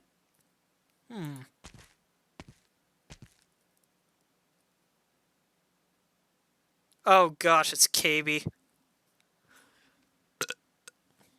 There, I tried to do a burp on command. It didn't quite work. Cooked originium slug. Yummy! All right, time to pack up my gun. Mission complete, Doctor. We achieved victory just as planned, so there shouldn't be any post-mortem work required, right?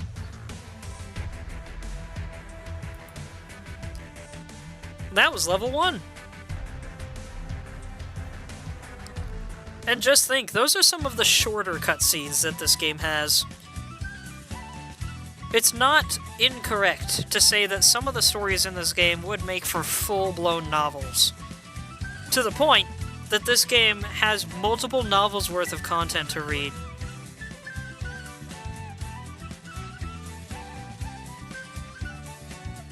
In fact, some of the stories in this game might even be on par with some of the smaller Harry Potter books.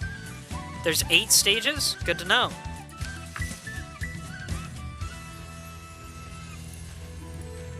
Okay, so what's all of this? A really big pot. You put tons of ingredients in it and they turn into delicious stuff in a blink.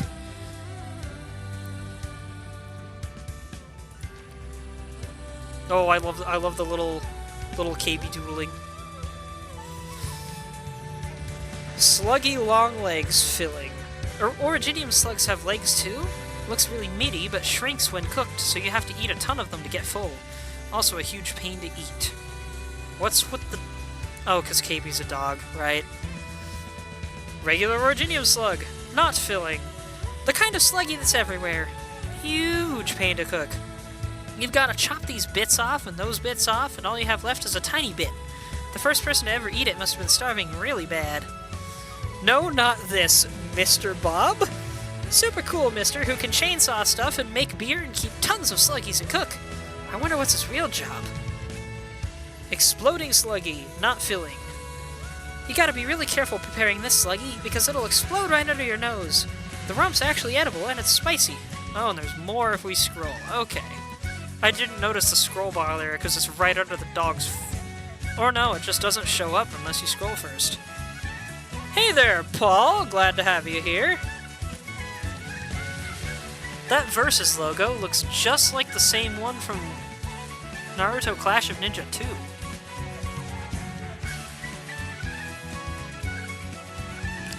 But anyway, what's up? Welcome, glad to have you here. What brought you to my little channel?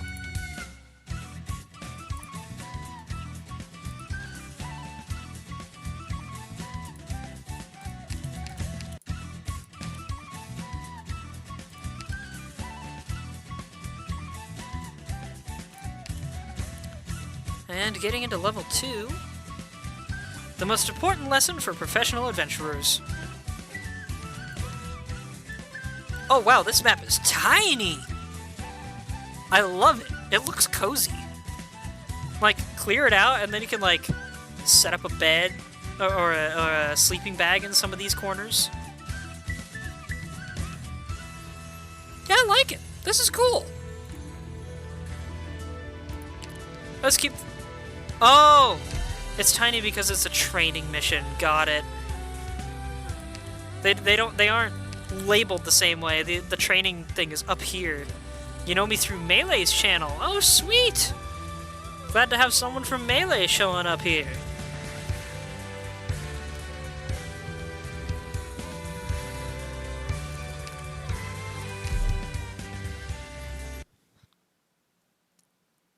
Are you new to Melee's channel, or have you just randomly decided to check in on some of the streamers like myself?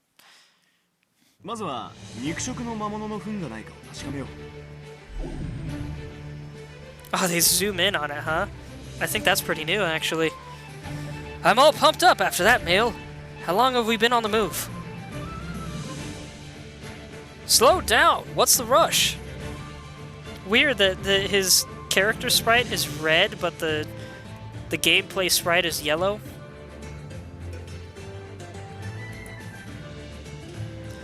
Big Bob! What's the matter? I just remembered I left out an important outdoor cooking lesson. I'm sure you'd like more meals as filling as that last one, right? Really weird that they're training us on this mechanic after giving us a level that requires it. You've known the Melees when they started streaming. I added you recently, just haven't popped in the live stream. Well, sweet! Glad to have you finally here. I hope you enjoy it. So this is, are you familiar at all with Delicious in Dungeon or Arknights? That last meal! I'm getting a little hungry just thinking about it. Oh, and we have Senshi on the crew for this one. Senshi, what are we having for our next meal? Not familiar at all? Alright, I'll explain it in a minute. I should learn how to cook the monsters around here. Then let's start with these originium slugs here. Huh? Traveling in the waste will cause hungry adventurers to continuously lose HP, and they'll lose more and more HP over time. All you need is this big pot, and you can eat your fill of nearby ingredients. Go away, bot. Defeat edible enemies, and their ingredients will be added into the pot. Heavier enemies will provide more ingredients.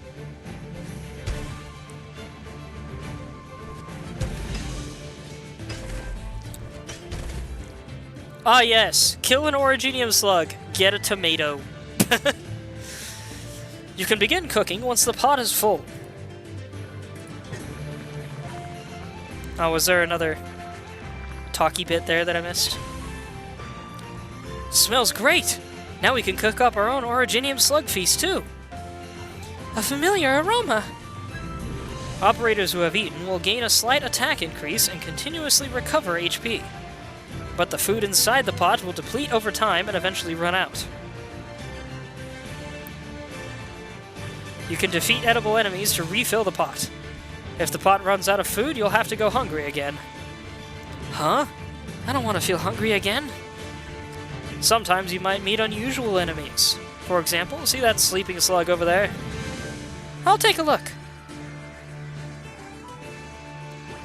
There it is. Ah! My eyes! Sheesh, I'll handle it.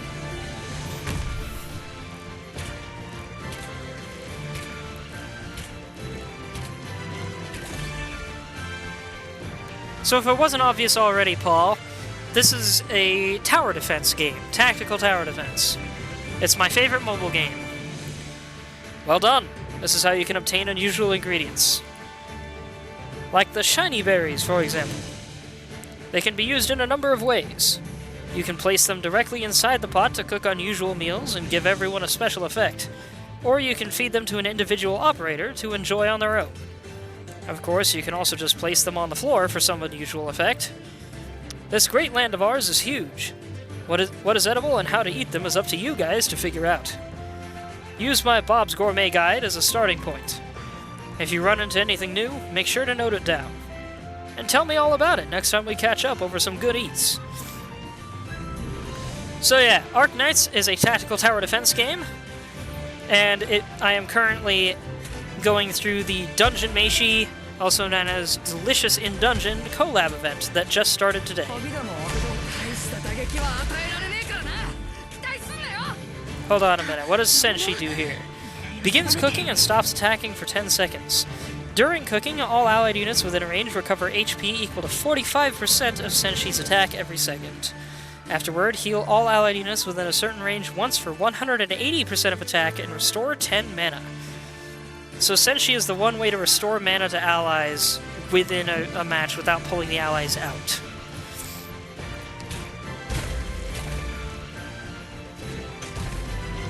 Mission accomplished. Give me one moment.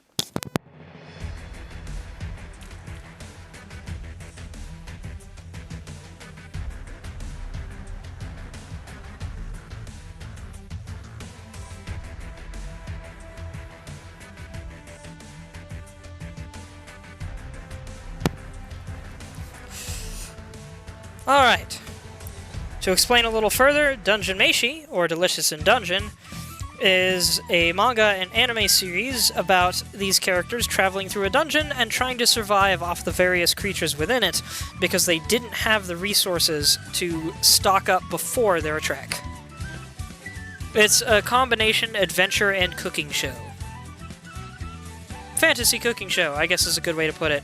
It's a great show, though. I love it. And I've been really excited for this event for a while. Marcel's pissed off again. Oh, hey! They're running into a prophet, I think was his name. This game looks fun. This game is very fun once you get into it. It takes a little bit to get through the training. Training takes a while, but it really opens up after a while. My one gripe with the game is that the cutscenes are done visual novel style, and pardon me talking over talking. But, yeah, it has literal novels worth of content to read through. Some of the cutscenes are painfully long. Thankfully, some of them are not as long. It seems like this event is going to have some reasonably long cutscenes. I guess a better way to word it is cutscenes of reasonable length. Because, like, they're not that long, but they still take maybe 10 to 20 minutes to get through. But also, this game is a gacha game, as you might expect with a lot of modern anime games. It has, I have recently confirmed, over 300 characters to collect. And I have all of them. And I'm very proud of it. Unfortunately, if you were to get into the game now, there are certain characters from collabs like this one that you simply would not be able to get anymore unless you get lucky enough to encounter a rerun event which requires them to renew the license to the collabs. Looks like they gotcha. Oh, they totally did. But it's worth it. The writing in this game is frickin' great. Almost too great. It's really wordy. Not necessarily in a bad way most of the time, but holy cow. They get really deep into lore sometimes. I love it, though.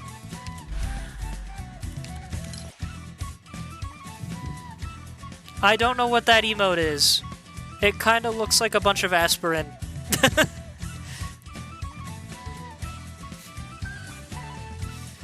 Jungle Detox Stew, it says.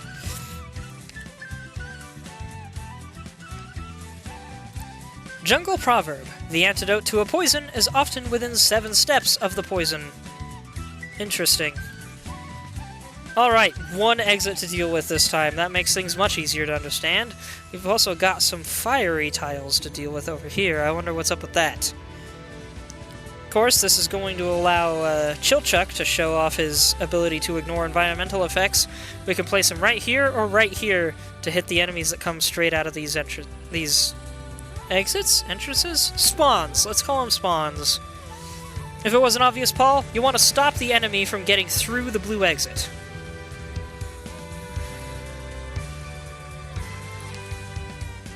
And here's the team I have chosen to start with.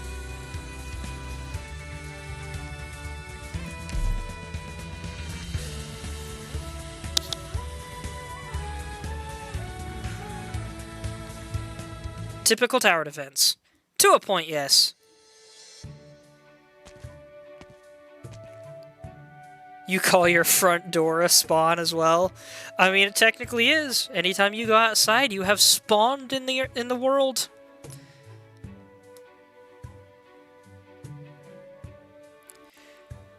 Alright, back to the story. Let me take a sip of water before we continue this.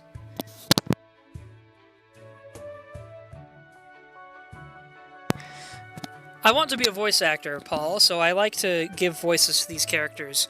And because I've seen the show, I actually know what these characters are supposed to sound like. Unfortunately, my voice doesn't have a lot of range, so I'm not great at making the characters sound particularly different. And Senshi, in particular, is problematic because he has a very gruff, gravelly voice, and that hurts my throat. It wears out my throat real fast. All these other characters I can do pretty well, though, I think. Hurry up, Laios. Look at this mushroom! Even the dungeon's walking mushrooms don't grow this big. Wouldn't it be amazing to see a walking mushroom this size? Thoughts on having it for lunch later? Careful now. The gourmet guide says jungle mushrooms are basically all poisonous to some extent. For example, they might give you full body rashes, thicken your blood, or make you throw up non-stop until every organ is down on the floor. Goodness. I'd rather not think about what the guide's author must have been through to learn all that in such detail. The orcs only taught me how to identify dungeon mushrooms, so we'd best leave these alone. But there are some animals that eat them. Still, no. If only 1 or 2 critters consider it edible, it means it's probably toxic to everything else. In other words, if we see lots of animals eating this, then it's likely to be edible for us too. Right. What was that? I can't do piercing buzzing noises.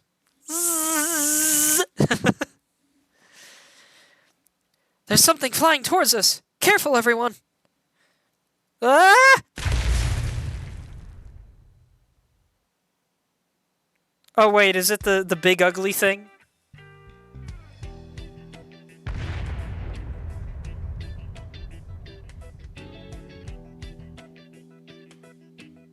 I love his tiny little, like, sheet metal wrench. Knocks here and there. Ha! Now that was an impressive explosion. A good thing the test site was empty. Let me see. Chamber pressure off the charts. Same goes for temperature readings and load capacity, too. Seems like it'll need reinforcement to perform well. Next, final adjustments to the previous configuration, loosen the belt, tighten the screws, and done! My newest masterpiece, the invincible cool thing, will be fully operational, as long as I don't run into another accident. It's not very invincible if the thing breaks down. Oh, I should get rid of all these explosives first. Safety first, avoid open flames.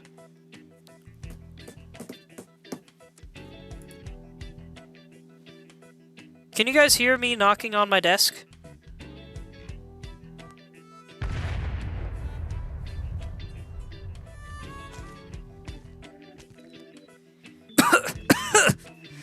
That thing over there keeps blowing up!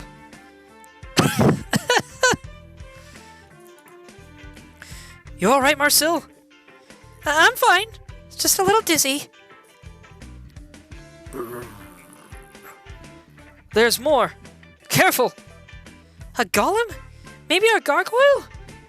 Taste my magic!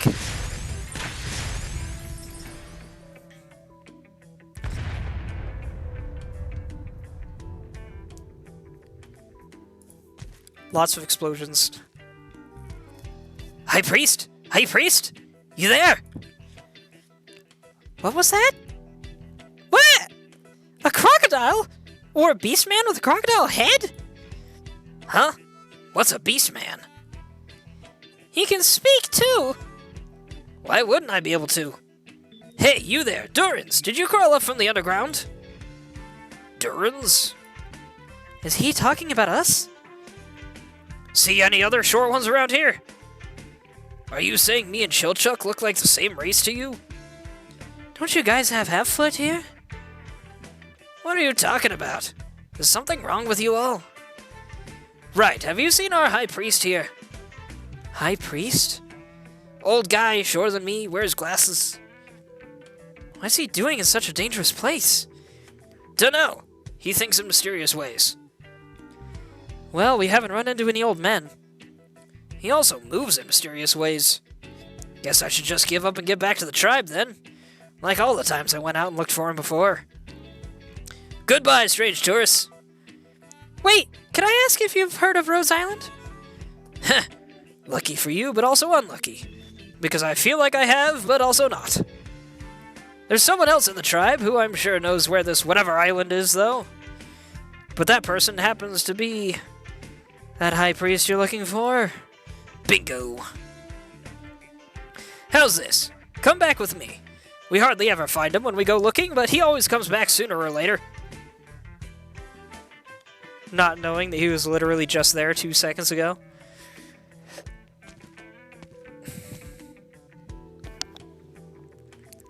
So basically, you guys were on an island with a huge dungeon and somehow ended up here?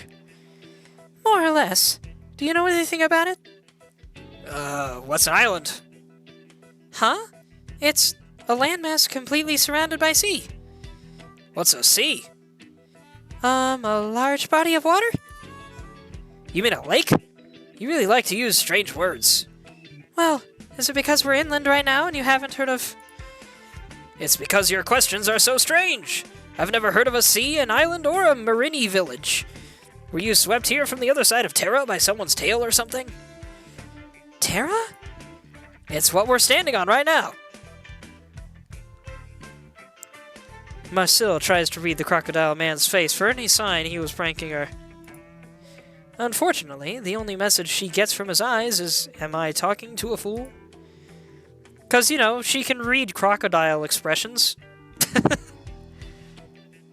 They're known for the faces they make. So, in short, the one who calls the shots in this tribe of crocodiles, Archosaurus, is the High Priest. The one Marcel blew up earlier was his mech. The invincible cool thing. But if we blew up his mech, would he still be willing to help us find Rhodes Island? It's fine. It would have exploded with or without you. Always manages to blow up somehow. The High Priest is a friendly man. I'm sure he won't blame you if you just explain everything. He's also a righteous man. He wouldn't leave a group of lost visitors stranded. That's our High Priest. Still, we should come up with a way to make amends. Don't worry about it. Wait, what's that good smell? Who's cooking today? The Durin with the huge beard.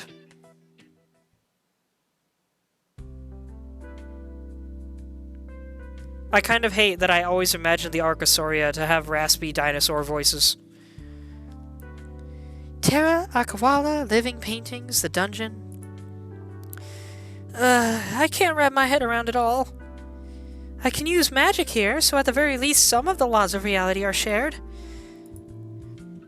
Fallon, I bet I'd be as excited as Laios if you were here. I miss our days back at the academy. Back then... Wait, the berries that those little birds are eating. They look like that fruit Fallon offered me back then.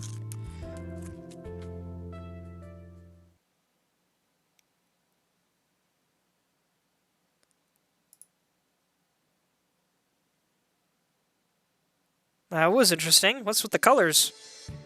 She about to get high? Smells great. Are Durins good at cooking too? For the last time, I'm not a Durin. Never mind, suit yourself. Quick, round everyone up to try out this bearded Durin's cooking. Right, you guys were looking for the High Priest? Yeah, we want to ask him some questions. It's true he knows much, but it's hard to meet him. It's easy if he wants to see you, but impossible if he doesn't. Sounds like your classic sage type. So how do we get him to want to see us?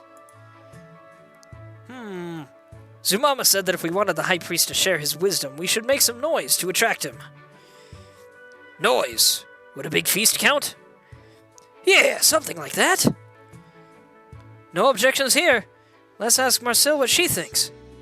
Speaking of which, where is she? She hasn't returned yet? Oh no, is she like super high? I think she's super high. Damn you, Red Dragon! Give Fallon back to me! And we go into the mission. Imagine if we couldn't bring Marcilla in this one and she was an enemy. Oh yeah, she's so high. At least, are we having a repeat of KB's Fungamist? Okay, let's deploy him here for early DP generation of some sort.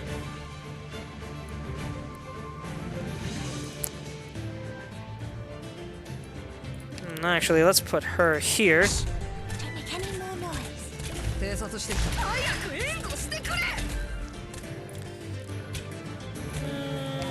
You go here.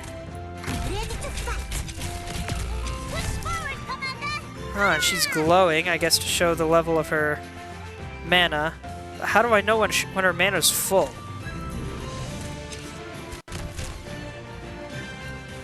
Anyone hungry? Here I am. My sword will respond the instant I spot the movement. I guess this means her mana's full? Oh shoot, he's been eaten by this thing.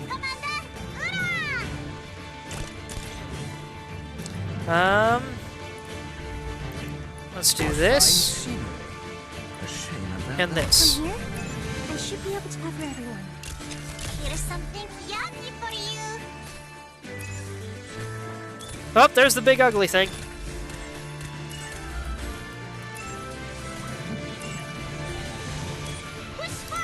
Alright, Marcel. Get out here.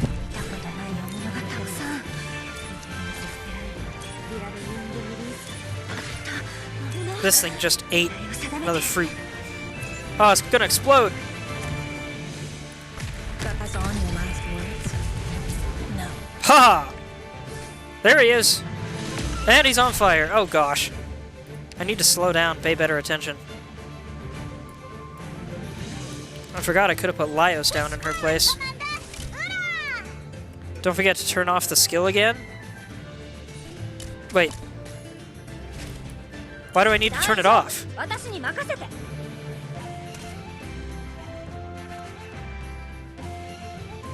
Oh, double activation, right. Anyone hungry? I can't find it anywhere.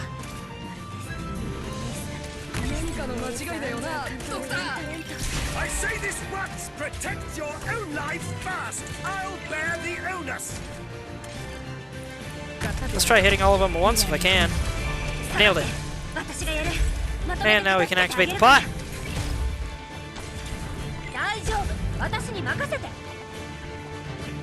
Oh, attack range goes up on second activation, that's right. You gonna get eaten again? No, she got eaten. Alright.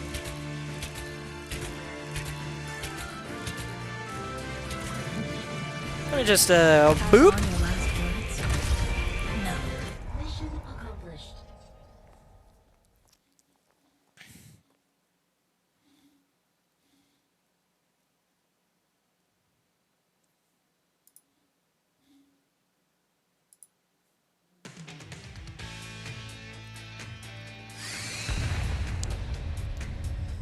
My fin drying rack! My bed! Laios!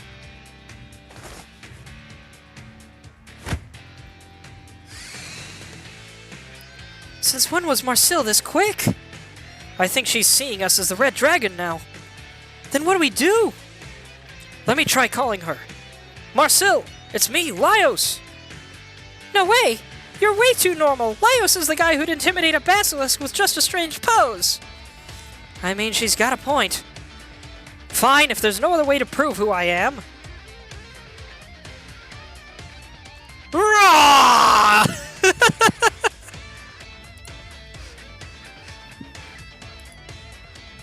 Laios, it really is you? That actually worked? Laios, the Red Dragon ate Fallon. We need to defeat it so we can revive her. Wait, why are you pointing at me? What part of me looks like a dragon?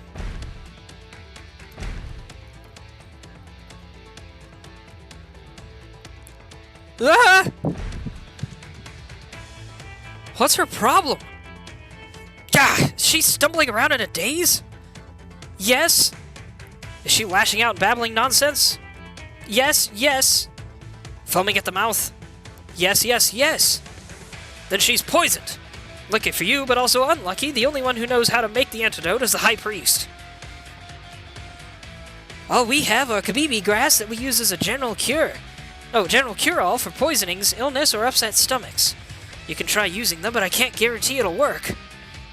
Then, I'll calm Marcel down while you guys go look for something to attract the High Priest. How? Where? A sumptuous feast ought to draw him in. She must be hallucinating, and if we don't hurry, she's gonna blow my house up. Chilchuck, go with the others. I'll handle it here. Crab walks away. Got it. We'll leave it to you. I apparently need to quiet down.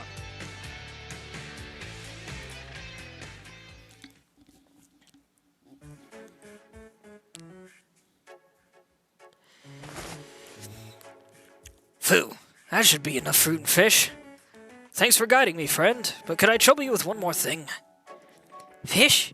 This is a fin. Oh, so that's what you call them here. Anyhow, I'd like you to return to the village first and boil me a pot of water. So they're called fins, not fish? Or is that just what the Akabala call them? Water? Aye, I just thought of something. A regular meal probably wouldn't be impressive enough, so I plan to make a huge stew. On one hand, consider it a thank you for everything you've done for us. And on the other, didn't you say the High Priest likes lively feasts? If everyone gathers around the pot, it will certainly become lively. Oh, you want to make a nice pot of stew? Great, I'll head back and get it started.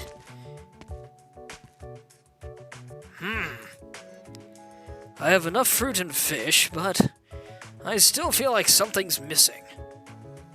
You gotta have beef for that beef stew, buddy.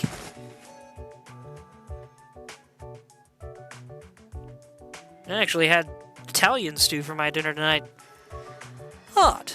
Heard a strange noise and came over, but there's nothing here. And my invincible cool thing exploded too. My luck has been terrible today. Fine, fine. I'll just go home and sleep it off. I wouldn't be out here all on my own if I hadn't promised Zumama I'd look after the research projects.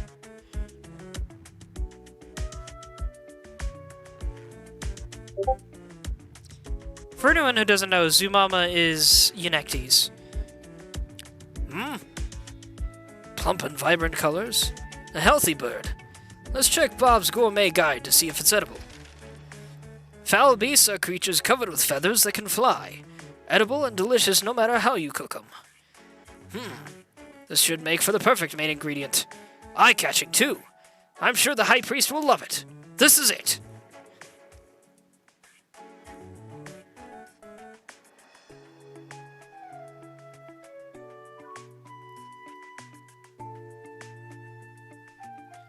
Why is there a Durin approaching me with a hungry look in his eyes?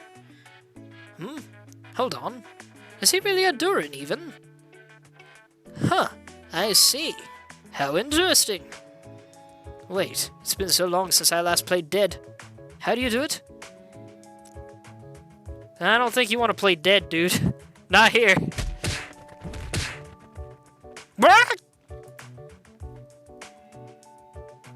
I didn't mean to hit you that hard.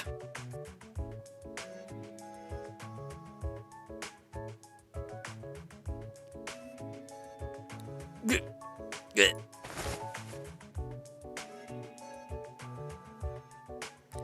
Well, as long as it's dead. Chilchuck, have you gathered enough fruit? Let's head back.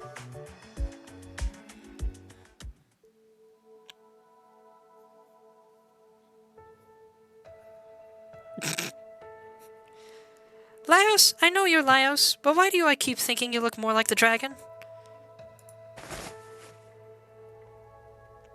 Marcel, let's talk about Fallon instead. Yeah, she's my best friend. And listen to me, she's so happy that you're her brother, Laios. She really likes you and always talks about you. Everyone else considered her a terrible student, but I disagree. I learned so many things from her. I love her. But, I was too weak, so she got eaten by the dragon. It's not just your fault, Marcel. She's my sister. Of course we're going to save her. I'll never give up. However... Oh. We got a narrator here. However, Laios cannot help but feel a little curious. It seems that everyone looks like a different red dragon to the poisoned Marcel at the moment. So how exactly does everyone look? Does Senshi look like a short and stout dragon? Is Chilchuck a tiny one? Should he go look for some of the same fruit to find out for himself? Laios thinks like me, but to a slightly bigger extreme. You can be in a serious situation, but for brief moments, your thoughts are like, what the heck is that like? How's Marcel? She just fell asleep. They said it's how the body protects itself from the toxin, but it's still better to get the antidote sooner than later. Good. I'll go get the stew started then, with this fatty bird I caught. I really hope this will attract the High Priest. Anyway, we must hurry now. I'll prepare the bird. Help me with the prep work and it'll be done sooner. Check which way the wind is blowing, and build your fire downwind to avoid starting a forest fire. Wash the fruits, mushrooms, and potatoes, then cut them into bite-sized chunks and put them aside. Add some spices and kabibi grass to the pot, and bring it to a boil so the meat will absorb the flavor better. Then add the fruits and mushrooms for bringing out the umami taste. Cook a few minutes more, then add the meat and potatoes. Scale the fish, then slice open the belly and remove the organs. I've actually done that before. Didn't really like it. I had to kind of steel myself for a little bit. Because I don't handle blood and guts very well. Wash the gills with running water or simply remove them with a knife. Make diagonal cuts on the fish. Mix chili, pepper, salt, and lemon juice all together, then smear the mixture on the cuts. Skewer them on clean branches and place them right by the campfire. Don't forget to rotate them now and then to ensure they're evenly cooked. Now let's check back on our bird. When the broth starts to thicken, add some salt and have a little taste test. Finally, simmer on low heat until that mouth-watering smell comes out. And it's done! A pot of stew for the High Priest. Wait, but he knocked out the High Priest and cooked him. Supposedly, he took the feathers off of the bird. Does the High Priest just respawn or something? I know, I believe he and a lot of these other animal people are supposed to be immortal.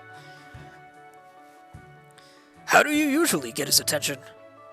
Sing, dance, cheer, feast! Then he'll show up naturally.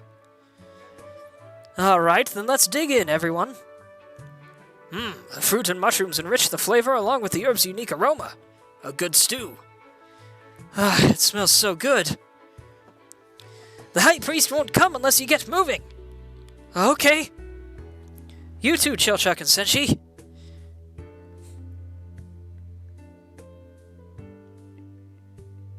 Wow, riveting animation. Is the High Priest still not here yet? Man, my Discord is exploding today. We'll have to use our ultimate method then. An earnest plea. High Priest, delicious food awaits you, so please come. High Priest, delicious food awaits you, so please come.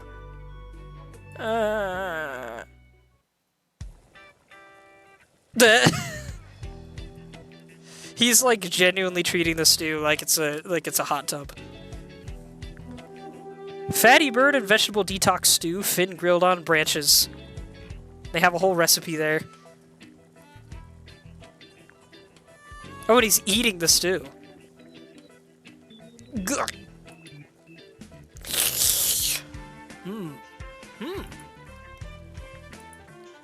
So warm. I haven't had such a pleasant bath in a long time. But there are too many strange ingredients in here. Sliced mushrooms and cubed potatoes?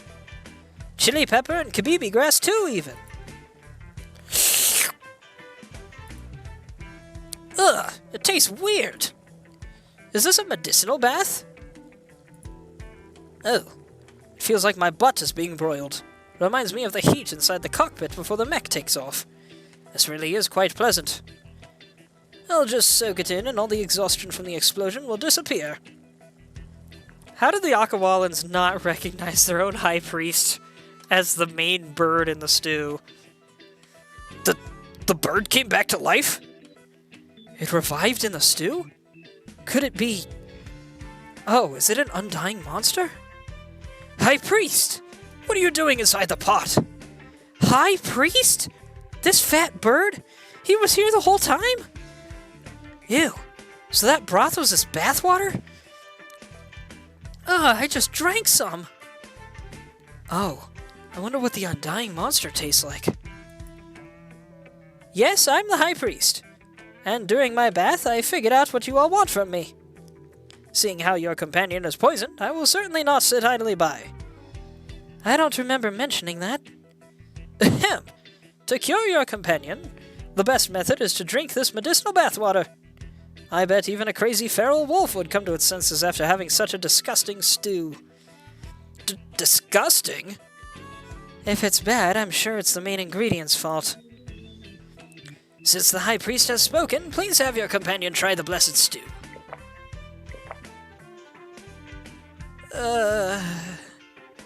What a strange taste. But it's nice and warm. It's so noisy. Great! The High Priest stew really worked! High Priest stew? Oh no! Marcille struggles to open her eyes. A monster that can speak, and still alive! The monster is currently sipping the soup in the pot, which shares the same aroma as the bowl of stew before her.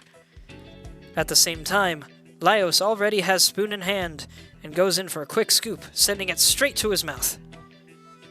Marcille opens her mouth, but then she comes back to her senses and lets out a shriek. Monster? I don't want it! I'm sick of eating monsters! The stew's pretty good. Haha! You need your taste buds checked, my boy. High Priest? Shh! I know what you want to know. I already have the gist of what's happened. I see. But it's not the time yet. The time? For what? Oh, nothing. You're looking for Rhodes Island, yes? Yes, Rhodes Island can help you. You're moving in the right direction. Just carry on as you have. Huh? He's gone? Again? He said we were heading in the right direction. Sounded to me like a whole bunch of nonsense. Because we're not even heading in any particular direction. So, Marcille, why did you just throw caution to the wind and eat that fruit? They looked like raspberries. Raspberries? When I first met Fallon, she offered me some. So when I found fruit here that looked exactly the same, I thought they were raspberries too, and there was a little bird eating them, so I took two. Well, you can tell her what happened later. Yeah, and about all the trouble you caused while you had food poisoning. Enough of that. Let's continue our search for Rhodes Island.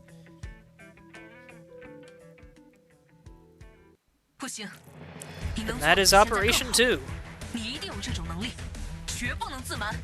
Paul! Oh, I guess Paul left. Darn. Oh well. Oh, they're getting into the industrial sections now.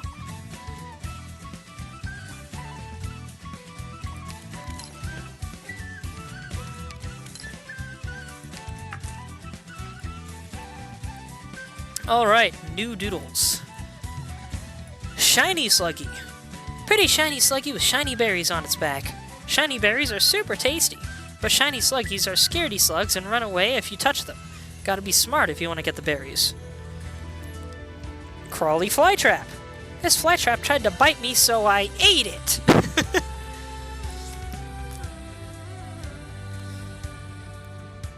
Jungle Warrior. You meet again, friends from the jungle. Now we're gonna see who can eat the most. And we meet again, friends from the jungle. Now we're going to see who can throw the hardest. So Jungle Warrior and Jungle Javelineer. And Blue Guy. Maybe? I think I met this guy in the pot somewhere.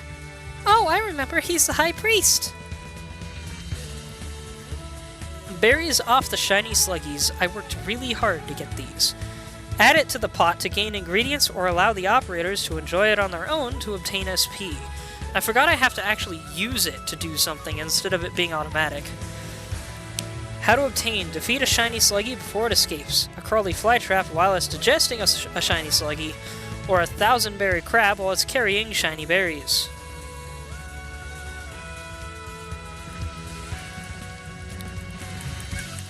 What is even... is this just a cover?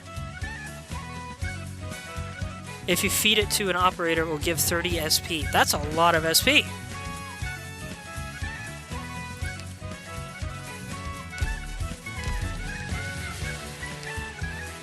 Oops. Keep doing that.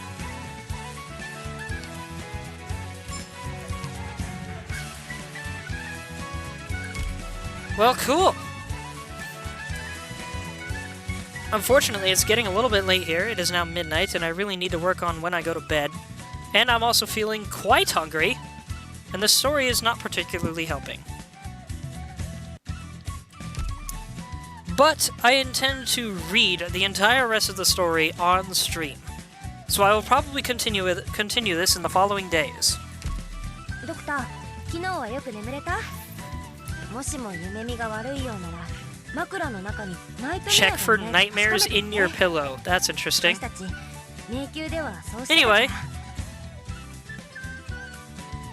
think I should probably call this stream here for tonight. I will be continuing, hopefully, throughout the rest of this week. But I'm really enjoying this story so far. This is a lot of fun. I'm eager to see them get into the industrial section.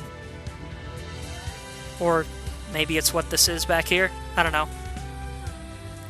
Anyway, thank you everybody so much for watching. I hope you enjoyed.